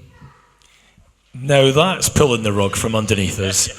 There's some psychological warfare there. With all this in mind, what's your favourite black and white animal? How do we set for the team? Yeah. That was before my time. As far as I'm aware, that was Neil Black and Freddie Black. Yeah, it was. And it was the colour of the shopping centre at the time to make it look like it was part of a bigger there was always kind of early days with the Clan, the illusion of it being bigger than it really was, when really it was like a porta cabin with two tired guys, or just Kirsty on her own next to some rented ice. There was always the illusion of it trying to be bigger, which I think was kind of successful for Neil, and then it's grown since then. So am I right in guessing that? Yeah, it was a black family decision, from what I'm led to believe. So that I think originally the team was going to be called the Glasgow Gladiators, and I think there was a lot of discussion going on, and then the black family came up with the name and with the colour. So, you know, fair play to them. They chose very well. And the reason why I know that is because when the shopping centre was then taken over by Into, Neil suggested changing the colour to orange, and I was like, right, just be careful now, steady on, chap. You not sure on purple? Are you going to suggest a change, or? No, I love the colour purple. I was just wondering, that was all. Fair play. Another question, Laura. Oh, we have one in the centre there. I think it's George. No, passing it along. Hi, my name's Melissa. This is something you kind of alluded to there about like with people who are ill and injured and budgets. Where do we sit league-wide budget-wise? It's a really interesting question. Who wants it? How honest do you want to be? Yeah, I'll answer that one. In the past, like I think people look at the building here and think these guys are one of the bigger budget clubs. And under Neil always ran this hockey club as a break-even business. He never wanted to lose any money here. So you know, over the past sort of 10 years, I would say we've been 6th, 7th in terms of budget in the league. It has gradually increased since Ryan was here. Because we've started generating more money, more season ticket holders, more revenue, so that was going into the budget. But now with Mickey coming on board, we've got somebody who's very invested in the team and in the ambition and the future. So we're up there now. We're not a top team, but we're up there. That's all I can say. Like. Okay. Another question here, Laura. Gentleman in the purple t-shirt. Yeah, because purple's a great colour. Something Murph said really struck a note with me. My name's Paul, and you're talking about the wanting to be top 4 and thinking should we apologise for that, and I don't think we should. And it really made me think about Tony Fitzpatrick at St Mirren a few years ago, saying St Mirren were going for Europe and getting laughed at. Well, St Mirren's playing in Europe next season, and I think that's what we really need to do. We need to, go for it, go Saints. But we really need to aim for that and never apologise if we're aiming for that. We should be apologising if we're not aiming that high. Yeah, look, and what's your name, sorry?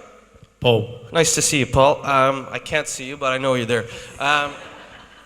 The problem is, look, Mickey came in last year and there was a few things, the scoreboard, things like that, which we're going to touch on. We have updates, but when you say something because you're excited and you want to get going and you're a successful guy and you know that you have good people in place, you shouldn't apologize for being ambitious. I bring that up because I've been cornered by a few people, shall we say, after a few pints, and they're like, well, we were promised the top 4, and we weren't promised anything.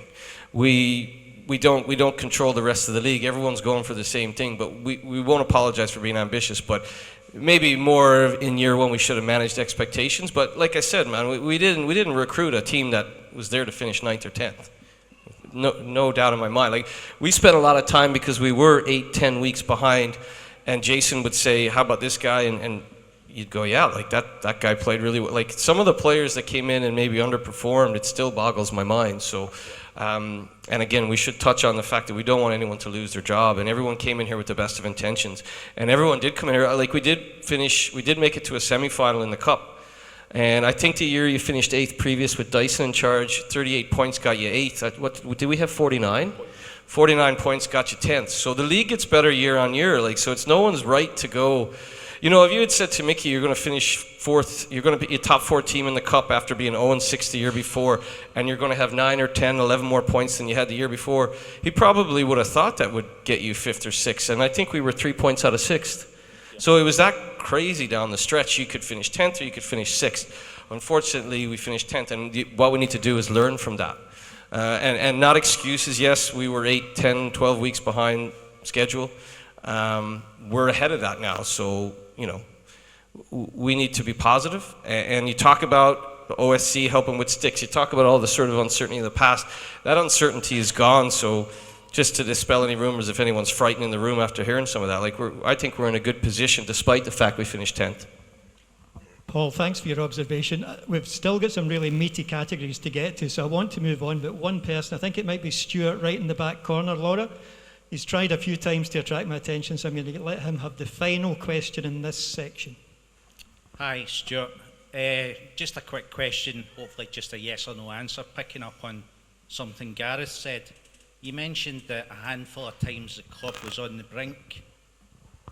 Can we now take from what we've just heard from Murph, actually, that we're out of the woods with respect to that just now, because it's obviously quite a scary statement to make?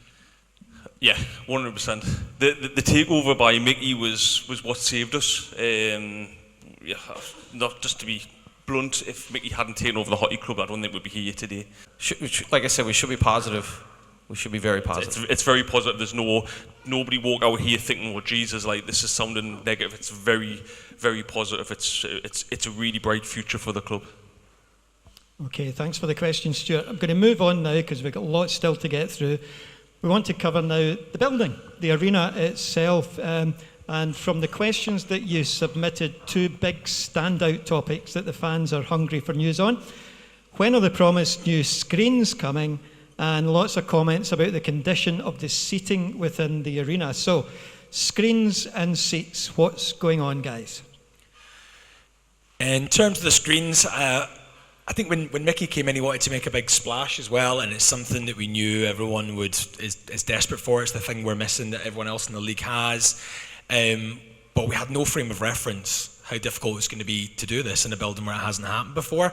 We did mention that, and Mickey put the money up front for it. That's not a problem. That was there. He wanted to get it done. And then it's just been the case of, it's just the practicalities of the building we're in. We don't own the building. We're still tenants, so we need landlord's permission for everything. And Savills are currently running the business here, and they're very risk adverse, and I totally understand. They're a management company, but every single thing has to be triple checked, and that can be quite laborious. We also had to get a warrant from the council, which just took a completely indefinite amount of time, and it just went on and on and on, and there was issues around whether it would be fire safe, and to be honest with you, it was kind of maddening in the end, and we just had to go direct to the council at one point as well and just say, what is it you're worried about here? We think we've covered all this off. And it's just a case of, this is the world we live in. People are very risk adverse. It depends what council area you're in. It depends how overworked they were, and they were really overworked at the time. We wouldn't have put a time scale on it, but it seems like such an easy thing to do. I know people have mentioned the intro as well. We had to accommodate the intro to accommodate these screens because we had to get it in, and we didn't know when it was going to come in. And then that's where there's maybe a bit of downtime in the intro. But we thought week to week we were going to get this warrant, and we've had to really get involved. And a big shout out to Michael Davey, who's been our project manager, who's really helped us get that over the line. And the good news is we literally got the warrant for it 2 weeks ago. 2 weeks ago. So it's going in. It'll be going in time for it'll be going in for next season. Okay, so all good news in terms of the screens. The other big question was the standard of the seating in the arena. One of the big problems we've got is the wear and tear on the arena for some of the off-season events. There's certain events take a real toll, particularly on the seating. The events team and the operations team have been working to change those over. There are some seats where we can remove them. People might remember there was seats in the ZAM area, but we've now used up a lot of those. There's still a few that we can upgrade. Just in the last couple of weeks, we've been given some information about being able to replace other seats, but they don't make those seats anymore. And it's not quite as straightforward as people. It's been a bit of a jigsaw puzzle for the operations team. They're all slightly different sizes with different bolts in it, so you can't just change a like for like. There's a lot of really frustrating things about this building. I think the way the seats are numbered is a joke. It's something we're going to change over the next couple of years and make a bit more sense. That block is that, and the seating's a part of it. So hopefully we'll have some more news about that soon, but we're getting prices for it, and we'll be looking to upgrade those as part of the ongoing process. But ice plant, big screen, next year's teams, the priority first, and we're working on what we can do with the seats and making it better, and then hopefully a big jump in the next few years with seating. Jerry, I just want to pick up on something you very quickly dropped in there, and that is ice plant. which for a lot of people probably means nothing. And if we put a new ice plant in tomorrow, you would probably have no awareness of it and not be able to see any difference.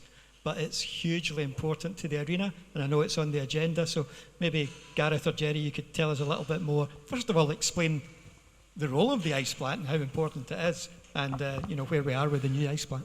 Yeah, so when we took over the building, it was the company running the shopping centre invested in a new ice plant just before the pandemic hit, and it was meant to be getting installed. The plant that's in the building at the moment is as old as the building, so I think it's 25 years old.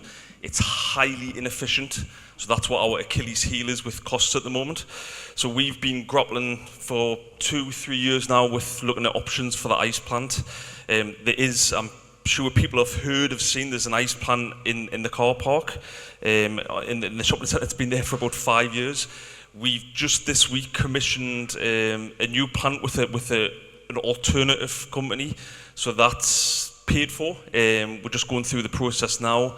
That is going to be installed during the summer. So just to give people perspective of costs around stuff, in the level of investment Mickey's putting into here, that ice plant's £1 million alone. So he's having to spend £1 million just to put that plant in, and that's a long-term investment. So it just goes to show you what he's trying to do here, and obviously off the back of that, we'll hopefully have cheap electricity prices. Well, the energy costs alone, if you're looking at an average of like £100,000 a month, is what it's been at. So Mickey's chinned a lot of this, which is getting us the opportunity to get in a situation where we can protect the longevity of the club and this building. So that is really exciting, and if we didn't add Mickey for that, but that's been a long process as well. There's an ice plant there. It's turned out that's not been the most efficient way of moving forward, but obviously there was a lot of tendering to be done. We are tenants in the building, so it's had to run past the shopping centre as well, and they've got a board that has to come together, so that's taken a long time. But we've got there, and the really good news is that secures the future of ice in the building, which I think all ice fans will be delighted with, and we're hoping to be around 40% more efficient, and that's just the plant. That's nothing to do with solar panels or any other things we can hope to do in the future, so it's massive. And just to answer what Kev says, the ice plant is what keeps the ice down, what keeps it cold. That's my perspective. Like Xander would be expandable, but the plant runs off electricity, and that's what keeps the ice down. Yeah, so there's probably lots of very visible things that we would love to introduce, but there has to be a list of priorities, and reality is without the ice plant, a lot of other things would fall down. So ice plant has to be one of the big budget items in the near term. Yep. Another question that came up a couple of times, aside from screens, etc., what other improvements, if any, are planned for the arena in future years? What's the aspirations for improvements to this place? Well, we kind of mentioned before about hospitality. We made the best out of the balcony bar before, and just trying to utilise spaces and find something. And even while Neil was here, it was a lot of contra deals and stuff, but to create the kind of captain's bothy area and stuff like that. And we were making do. But the Klansman Lounge was a fire escape, which is now a bar, which is being upgraded as we speak. There's an actual, now that we've sounded it out and it's working quite well, there's an actual like full-time really nice looking bar going in there and new lighting going in there. The fist pump zone will be a little bit more upgraded. We'll do a little bit more with the lights now that we know that works, and we've had great feedback about another unique element to being a hockey fan in Glasgow. The next area we'll be looking over at this side of the building. We've got massive pinch points up here. I'm sure everyone's doing their nut trying to get a beer in. There is bars and stuff down there, there is little bits and bobs, but the atmosphere is not quite right. I think there was a brilliant moment last year where we had some music going on in here. I think it's like Clanadonia going on in here. There was the build-up going on in the main arena, and in the Klansman Lounge we had a live band on, so there's going to be more live bands and things like that, and you're like, oh, it felt alive. There was different bits of the building working, so the next bit will be to engage that other side. I don't know if it'll be for the start of the season. We might be doing it during it, but that's the process, and it should help with movement in the arena as well. I'm like, aside from being the OSC chairman, I'm also Clanadonia's #1 fan. Are we going to try and get them back again this year? Because that seems like a no-brainer. Kev, you're the agent, aren't you, for Clanadonia? Yeah. Well, all I can say, guys, is they love coming here, and they're on to me week in, week out, asking when we're going to book them again, when they can come back. They're very busy guys, very popular all over Scotland, but I think if we've got the appetite to have them back, they'll try and fit us into their schedule. The big sort of change, a few years down the line now, like the ice plant's the key thing, we needed to secure the team, but with hospitality and changing these offices into another level of hospitality, something maybe another kind of step up with a great view, which would be fantastic for events, but amazing for the club. Depending on where we're at with budget at the time, that might be able to increase our capacity a little bit, which would be fantastic. There's also the opportunity for the back wall, having another balcony on it, that would be the next stage after that, but it'd be brilliant to get that up here. My hope would be then the Klansman Lounge is opened up to everyone who wants to kind of see a band afterwards, and we do have a little bit more of an after game culture and before game culture, so that's a kind of big one as well. Jerry, the next question we've got, you've actually just answered part of it, but I'll give you the question as it came in. This one came in from Callie York. What plans are there to increase the usage of the arena out with ice hockey, which is really important for us all, I guess, and also with the number of sellouts we're now reaching, are there any future options to increase the capacity, which you've maybe covered in some way? It's tricky. The best thing we've got is that the capacity of the building is actually 5,500, and that isn't, obviously that's taken in the pad, so if there was a concert, there'd be people on the pad. But it's more to do with fire exits, and it's more to do with the space between the ground and the ceiling. It's more to do with smoke. It's not actually about people being on the pad. So potentially, if we put those balconies on, we could maybe increase the capacity somewhat if we can make the fire exits able to accommodate it. Problem is, we're in a building, and we feed into the shopping centre. It's really, really tricky. We've been working on it with architects. We're coming up with some ideas. There's some things we can solve procedurally with security so that people go different ways. It is tricky, but there's some chance of expanding capacity. In terms of using the building differently, I'm really keen. We've been talking to the ownership about investing in curtains that can come down midway from the ice to reduce the size of the capacity of the building to attract different types of acts and even bring it even closer down. Say what the blue line would be. What a fantastic wee amphitheatre that would be for stand-up podcasts, gigs, and maybe acts and things could grow with us. We can go, we can sold an extra 1,000 tickets. Brilliant, here you go. And create a culture that's never really been in this building. It's quite a challenge, but it's an amazing challenge. But it keeps our club alive, and we're in the best position to do it. So there is scope for doing that, and there was a lot of interest in maybe using the boardwalk area as well for increased hospitality for larger numbers of fans. So we'll be looking into that over the next couple of years as well. Yeah, long-term commitment. I think the building, I think you've already talked to architects. Mickey's quite keen to increase the capacity and to increase the game night experience. So it's not all going to happen overnight, but as we said to you back there, the future's positive, and all these things are incrementally year on year. You'd like to see some improvements. Yeah. Perhaps on a more practical level, guys, a question that came up multiple times. What can be done to reduce the time it takes to exit the arena itself at the end of games? Is there nothing we can do to allow additional exits to open so fans can exit the building easier? I think the tricky thing is the building within a building situation makes it really tricky. One thing we can look at doing is, rather than, we don't have a bowl that you can walk all the way around, but we could start looking at tank tracks. And one way of doing that is making it more attractive for people to be in that skate hire area, like the music and the German market kind of thing. People will utilise it and will be spread out better through the building. So that should make a massive difference. And looking at that fist bump area, it's great that we're using it now for the fist bump area, but after that, it's kind of a dead space. Looking at maybe utilising that for guest retailers and other kind of, and having, there's music and lights down there that could have its own vibe. So looking at introducing that as well should help with the movement. But the problem is people don't want to go out these exits because you've parked in different things. So maybe we need to kind of work with the fans and say, maybe it's time to change kind of parking habits. We all maybe park in that blue car park, and then we can exit onto the boardwalk.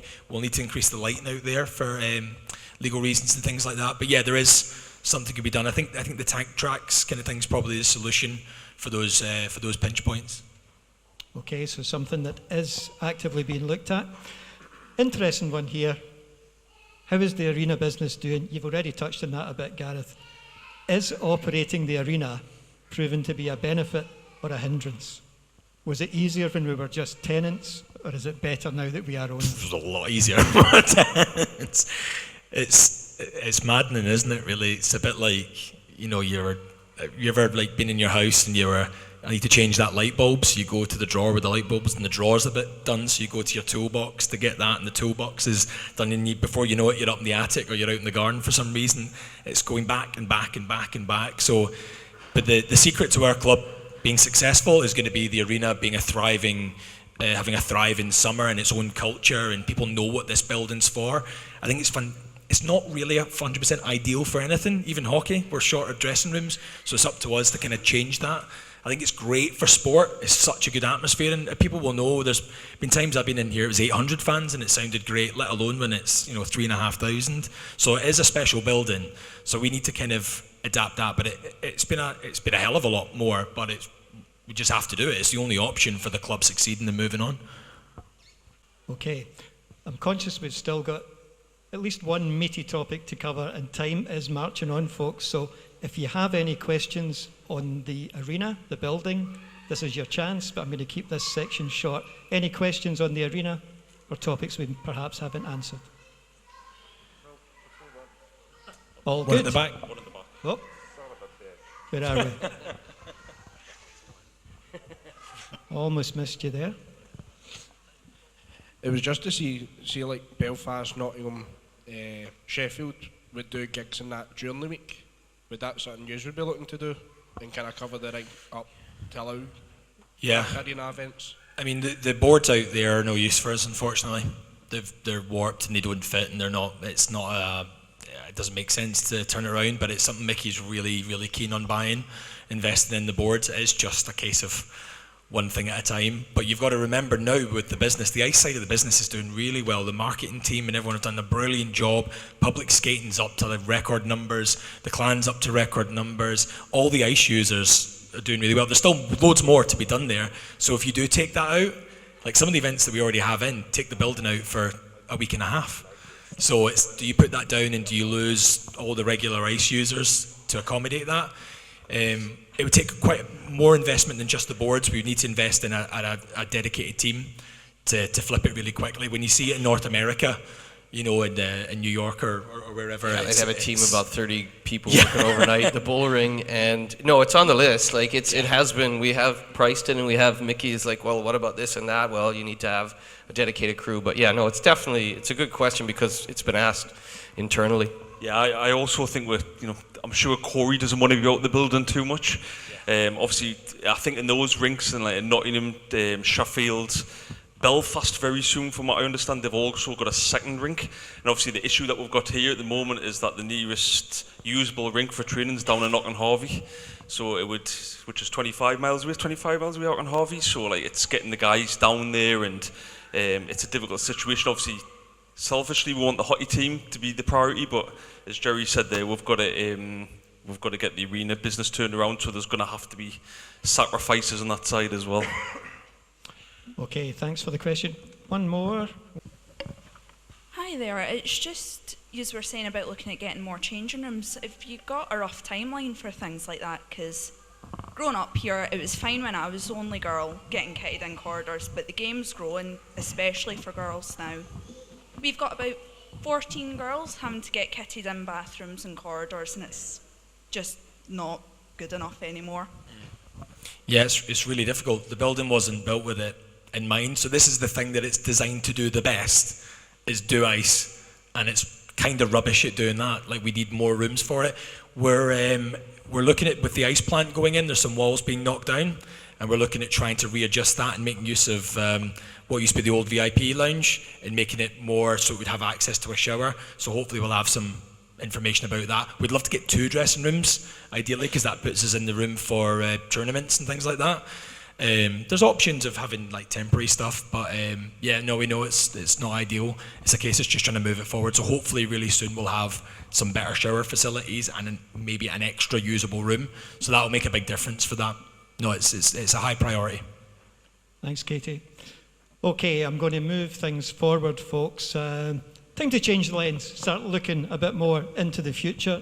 But before we talk about anything on ice, we did have a lot of questions around when season ticket information will be out and when they'll be on sale. Is there any update on that, guys? Yeah, we should have everything out in the next week or two. We've just been waiting for a couple of things to fall into place. Notably, I think obviously everybody's seen that we've been doing the Purple Army questionnaire, so we're just wanting to wait until we got a bit of feedback on the ticketing before we launch them, but we're very close to being able to do that. Okay, great news. And a question around the Challenge Cup came from a number of fans, but I picked this one out from an anonymous submission which seems to capture the overall mood. Why on earth did the club agree to the new Challenge Cup format? Yeah, I'll pick that one up then. Yeah, good luck. Yeah, I'll start off by saying like the Elite League board and those that are around it, we know that what makes sense is 2 groups of 5. We know that, and it would make sense for the 2 top teams from those groups to go through. I think, you know, what we need to acknowledge is this league now is the best league the UK has ever had in terms of sustainability and teams working with each other. Like as Jerry said before, we've got a really good relationship with other teams. Everybody's pulling in the same direction for the league and for the businesses. Looking back 15 years ago, the right business decisions weren't being made for the league and for the clubs. Now they are. So to give you an example, the reason why we've got a group of 4 and a group of 6 is purely down to finances. The obvious choice would be Manchester to come in our group, and you have you know, a group of 5 and a group of 5. But the swing on that for Manchester, you've got to look at it from Manchester's perspective, where they want to play Sheffield and Nottingham as much as they can, because that's what brings people into their buildings. And the swing on them coming up to our group compared to the group that they're in is about £100,000. So it's about £90,000 to £100,000. So it's replacing that money for Manchester. People might say, well, what about Nottingham or Sheffield or some other clubs? Everybody's in the same boat. The reason the standard of the league continues to increase is because our revenues are increasing. So the whole focus has been making sure everybody's looked after. Yeah, the league could force Manchester in our group, but that's not how we run the league. We do what's in the best interests of every club. Okay, thanks, Gareth. On to the team for the new season. Lots of people excited about that, lots of questions. Corey, we've left you alone for the past hour or so. Lots of time to be getting on with signing players. Hope you get at least another 2 lined up during that little break. But first question for you, Corey. What are the sort of attributes you look for in players when you're building a new team? I will keep this very brief because my buddy Logan is getting tired. Hard-working players that are really good at ice hockey. Make sense? Yep. Okay, let's see if we can get a little bit more out of this one. Good luck, Kev. Don't answer the obvious way. We don't want to hear sexy hockey, but the question is, how would you describe the style of hockey you hope we'll all get to see this season? What's your vision for the team identity? I think we broached this. I mean, there's been a lot of talk about the business, and you know, hockey is a business, but it's also a sport, and we're trying to win. I understand that it is a business, and there's going to be a lot of cool stuff going on outside the rink, and I think what's going on the ice should be kind of cool too. It should be fun to watch. I mean, I have to watch it too.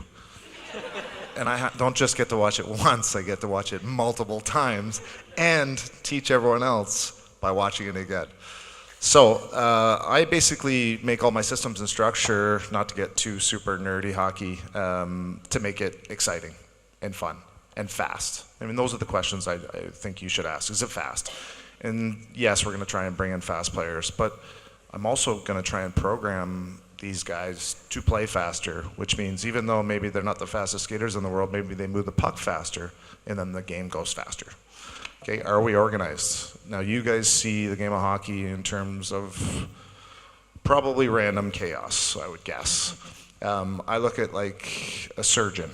Okay, for every face-off, win or loss, there's a plan, and you should see predictable patterns all over the ice in every facet.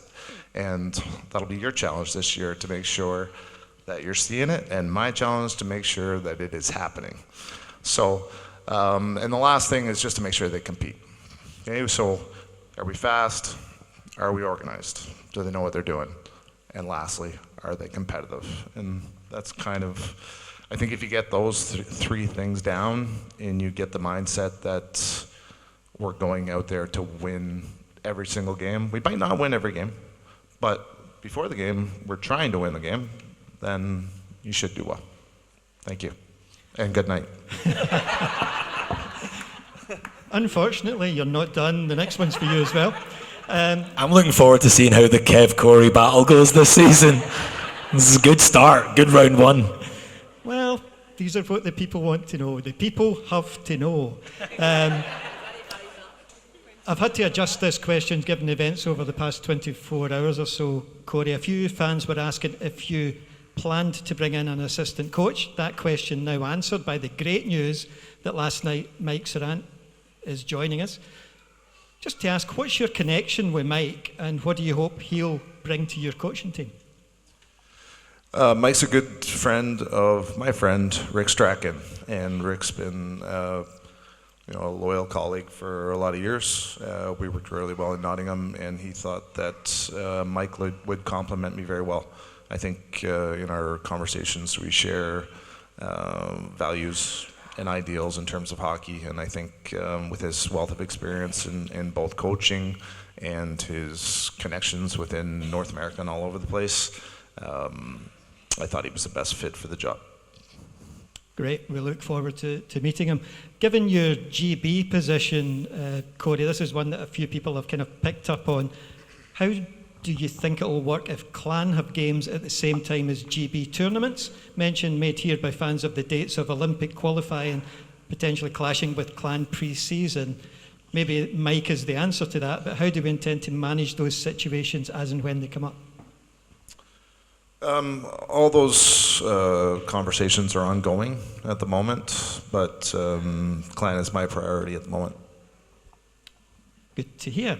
Okay, maybe one for the wider panel you'll be glad to hear, Corey. Are we investing enough in treating players in a way that makes them want to come to the Clan and to stay here? Yes. Yeah. I think Jerry said it earlier. It's hard to know if it's a great answer. It's hard to know, but probably if you're in the top 5 or 6, that should be enticing with our size of building and stuff. And no dogs. But just to give you an example, last year when the takeover or the handover happened, our car fleet went from 8 to 14. Our housing budget went up 30%. 30%? Yeah. So basically, right away, players had better options for vehicles if they needed an own vehicle because they had a wife and a dog or whatever the situation was, whereas in the past, maybe we couldn't have done that. Hey, Brody. How are you? He doesn't believe you, bud. Yeah. He's going, does he know my name? Yeah, the housing budget, the guy stayed in, well, I wanted to stay there. I was in the travel lodge across the parking lot, which is lovely, but these guys are going back to the nice apartment. So players were treated well last year, and if a player told you he wasn't treated well, then I would disagree with that because we accommodated dogs, we accommodated... look, and life happens, right? If your grandmother dies, Mickey's going to fly you home. Which happened twice. If you've got an ill parent, or if you're ill because your appendix exploded, we will sort the hotel for your sister and your dad. So people were treated well.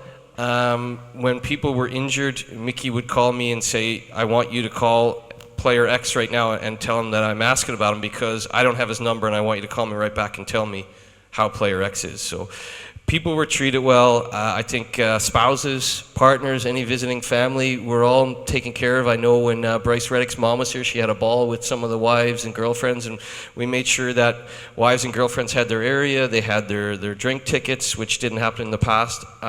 People were treated very well last year, which is why at times it was frustrating, and why at times after the dust had settled on 10th, you're going, okay, so we've treated people well, we've upped our cars, we've doubled our car fleet, we've upped our player budget, we've upped our housing budget.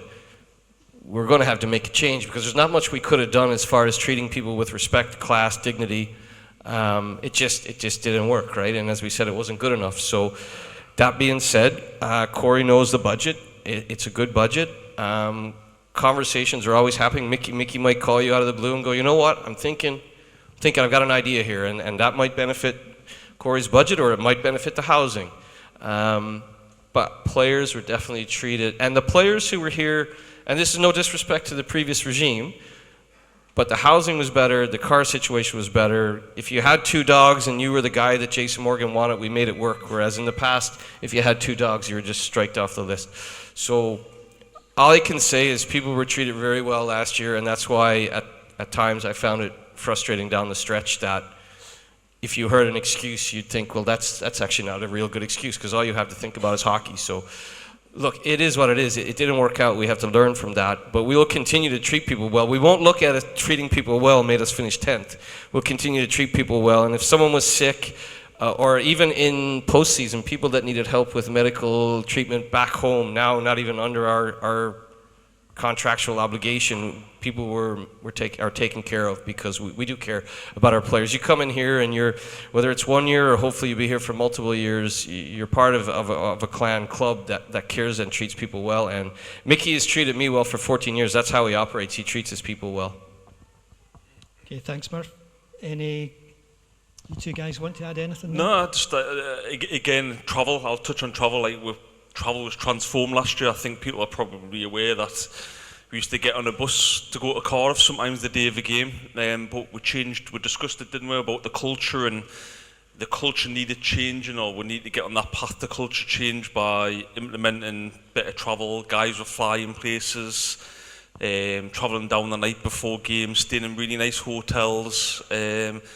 That's our mindset has been we wanted to take away any excuses that guys have got away from the ice for not winning, and that's what all the top teams do. You've got to give the guys full focus what's going on the ice, and like I agree with what Murph said. Like there was zero opportunity to complain about anything last year. Like with everything about the club's been transformed in the last 12 months. Everything. Goalkeepers, if you needed something, it was God. If Red needed another hand glove dryer, it was God. If we needed a new skate sharpener, it was God. Yeah.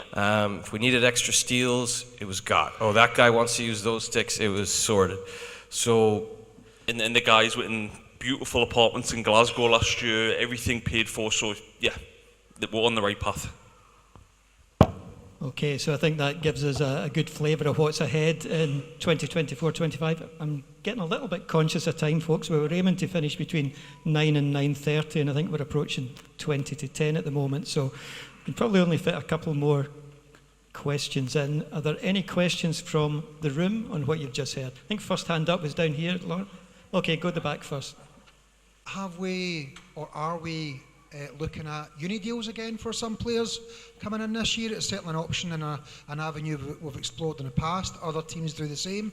Is that something that we're looking at for recruitment of the team for the season coming? Yeah, it's one of the first things Corey asked me about. We've had those relationships in the past. It's very different. It's a similar kind of answer really that you've got like when you talk about Guildford. Different teams are in different cities with different universities. It so happens to be that the universities that we have, half of them aren't interested in it. Straight up, Glasgow aren't interested, Strathclyde aren't interested.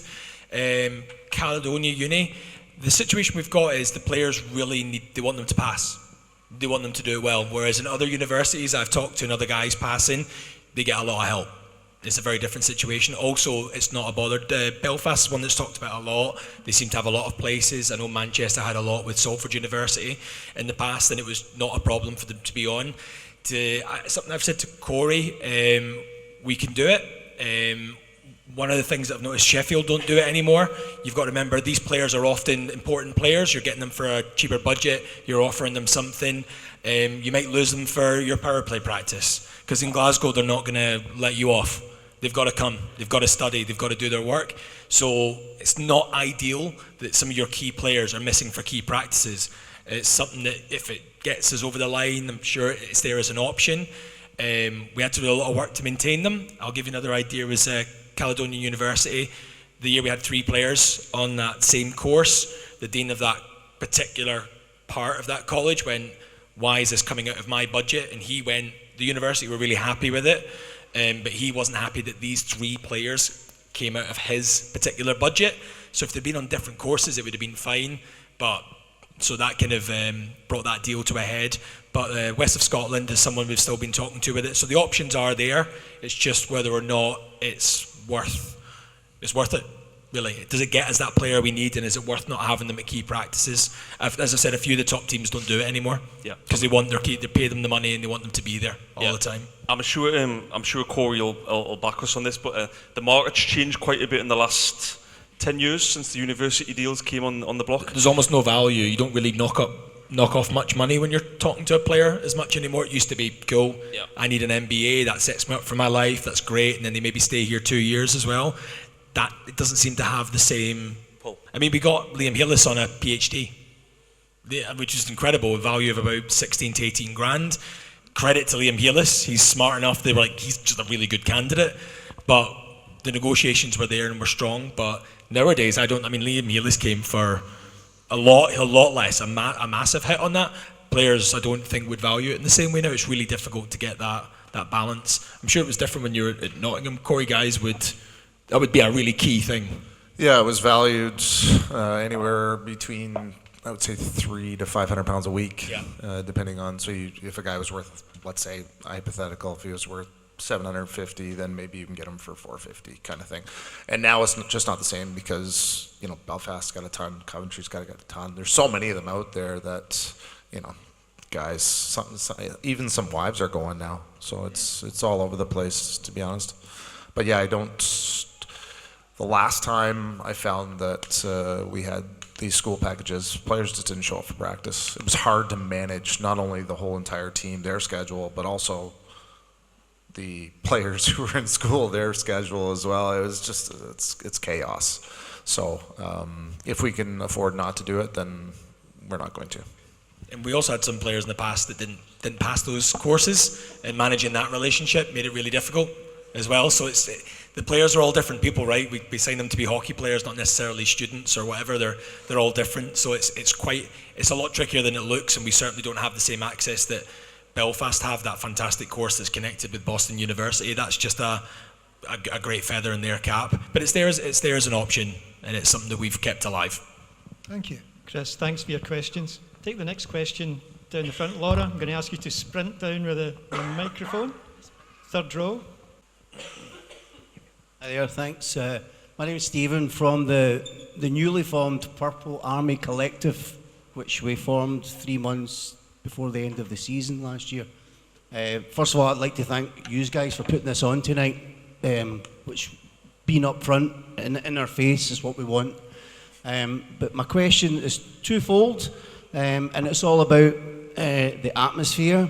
And I'm sure Corey's heard the Purple Army when you visited with Nottingham, and surely that must have been a bit of an attraction for your decision to come here as the fan base, and it must help you to recruit players for the fan base as well. They've watched YouTube videos of how passionate we are here. And this brings me to the very first topic in this section that Kevin brought up, was season tickets. And I know I've asked the question before, but I'm asking it publicly now. Last year was a big change in season tickets, and there was a big change on the atmosphere, and that's why the collective was brought in to try and engage with the whole arena, not just Section N.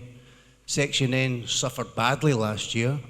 There's people that left it, people that are sitting there and season ticket holders who really could have been done in a quieter section. I think Section N will always be the noisy section because there's people that don't like the noise. I get that, but there's ways of engaging the whole arena, and we've done it last year courtesy of the OSC. They helped us fund the flags, which I thought was a great visual success, and we've got loads of other ideas the collective has, all via the OSC. Now the OSC tonight at their AGM, they said, I asked the same question. They said, well, why don't you ask the question now? So the question now is, can the OSC get a section back, or is it all going to be taken up with season tickets? Yeah, I'll answer that. Yeah, it's been.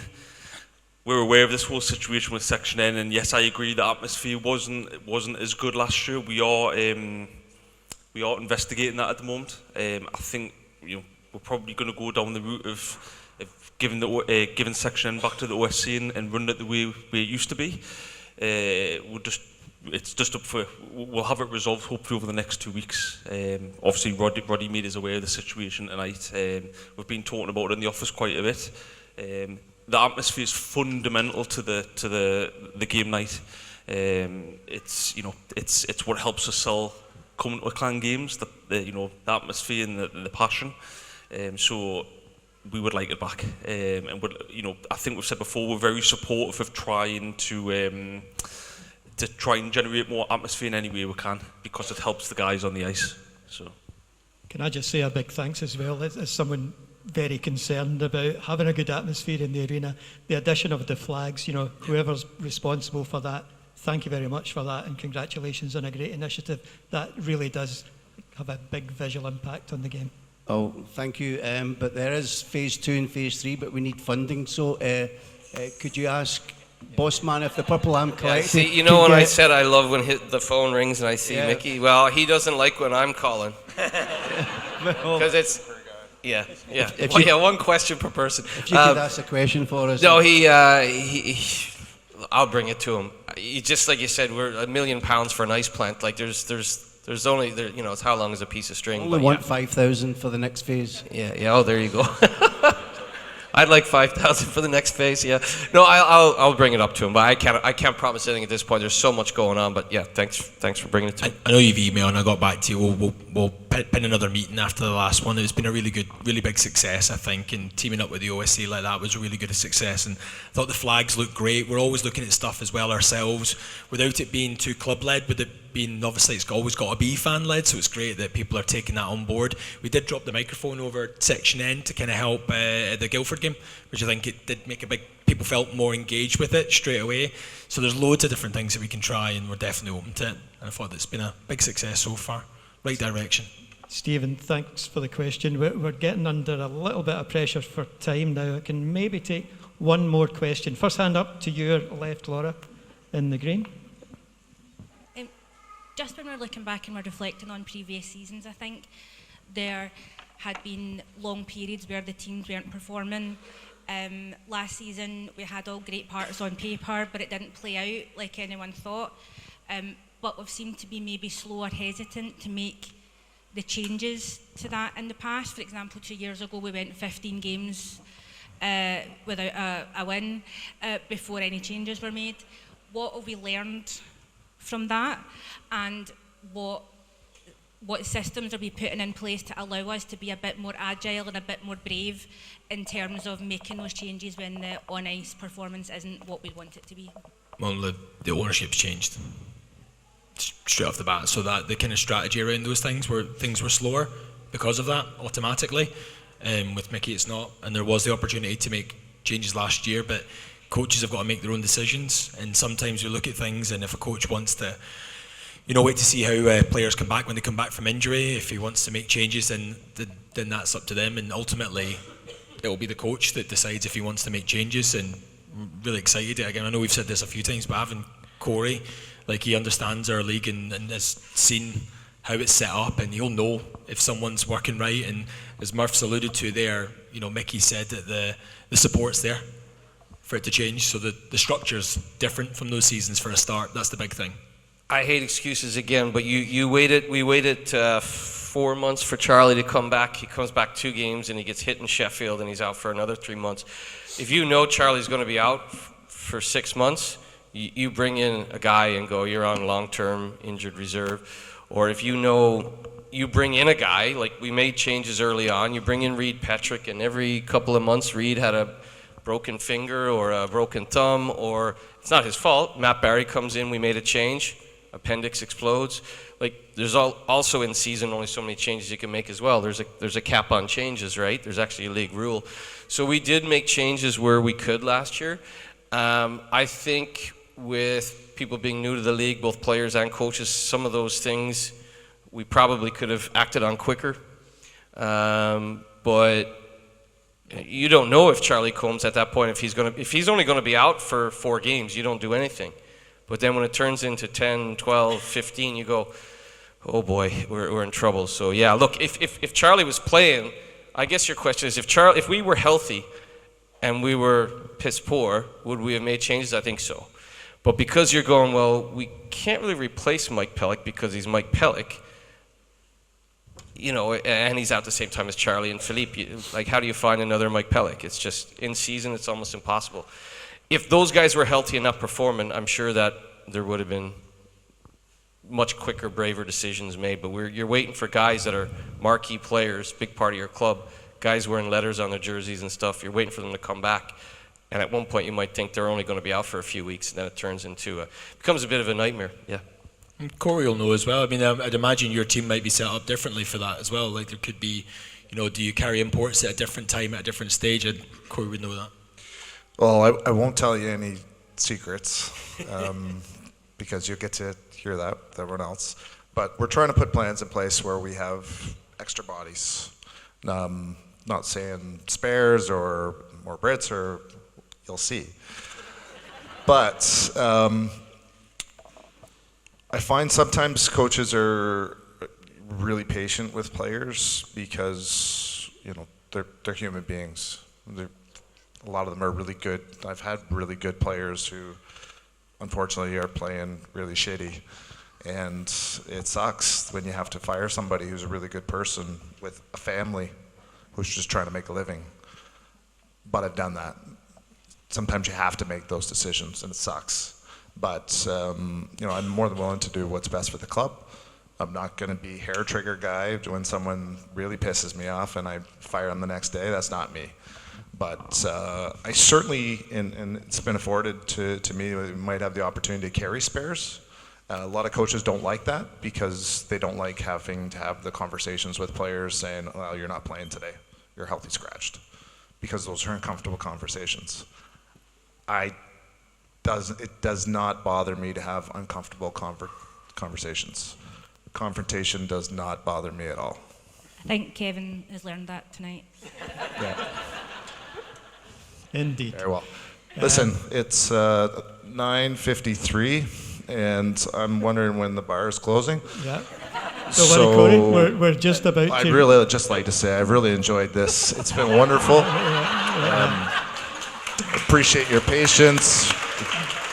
But, hey, great times. Okay. I think there's a heavy hint in that response there. Folks, I'm sorry, we are going to have to cut it to an end now. It's been hopefully an enlightening night for you, but there's just one more question from me. Closed season is always a time of optimism, so I want to run along the panel and just with one question to each of the guys. Feel free to be as brief as you want, just a sound bite, but I'm going to start with you, Corey.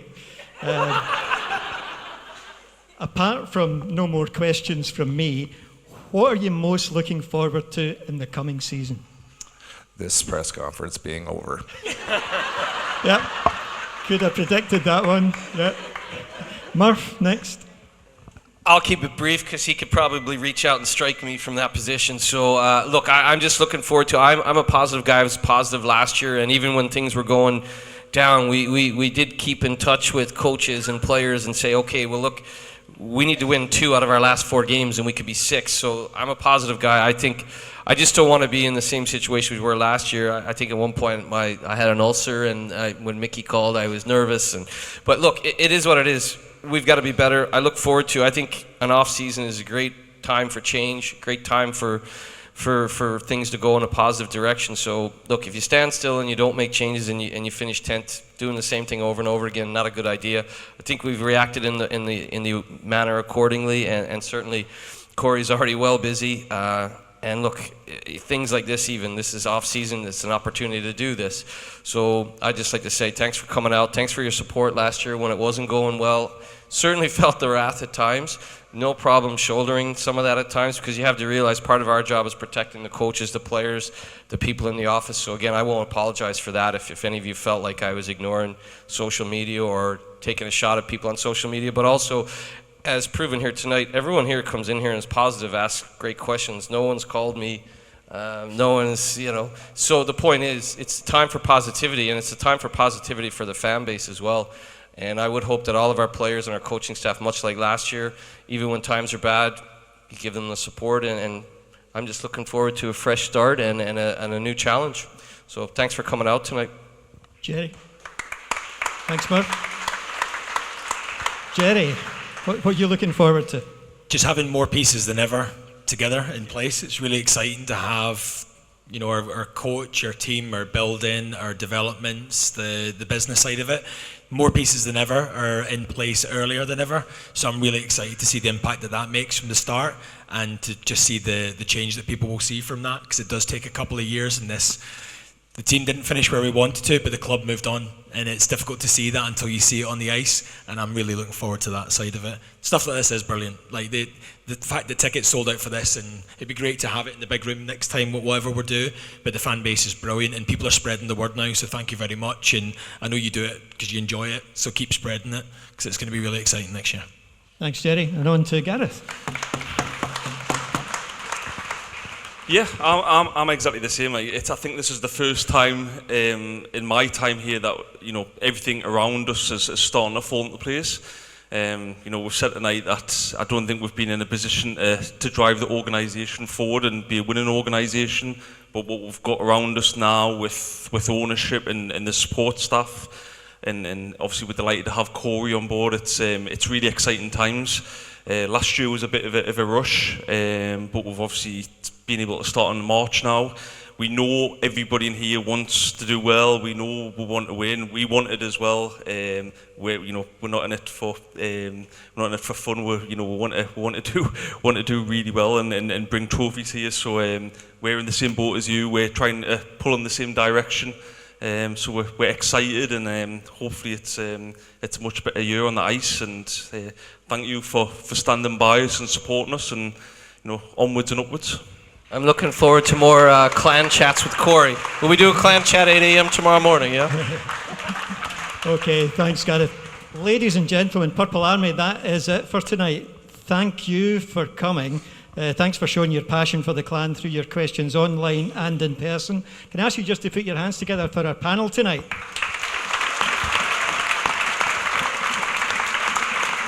Just a final message. Have a great summer, folks. Enjoy your off-season, and we will see you all back here very soon when the Glasgow Clan return.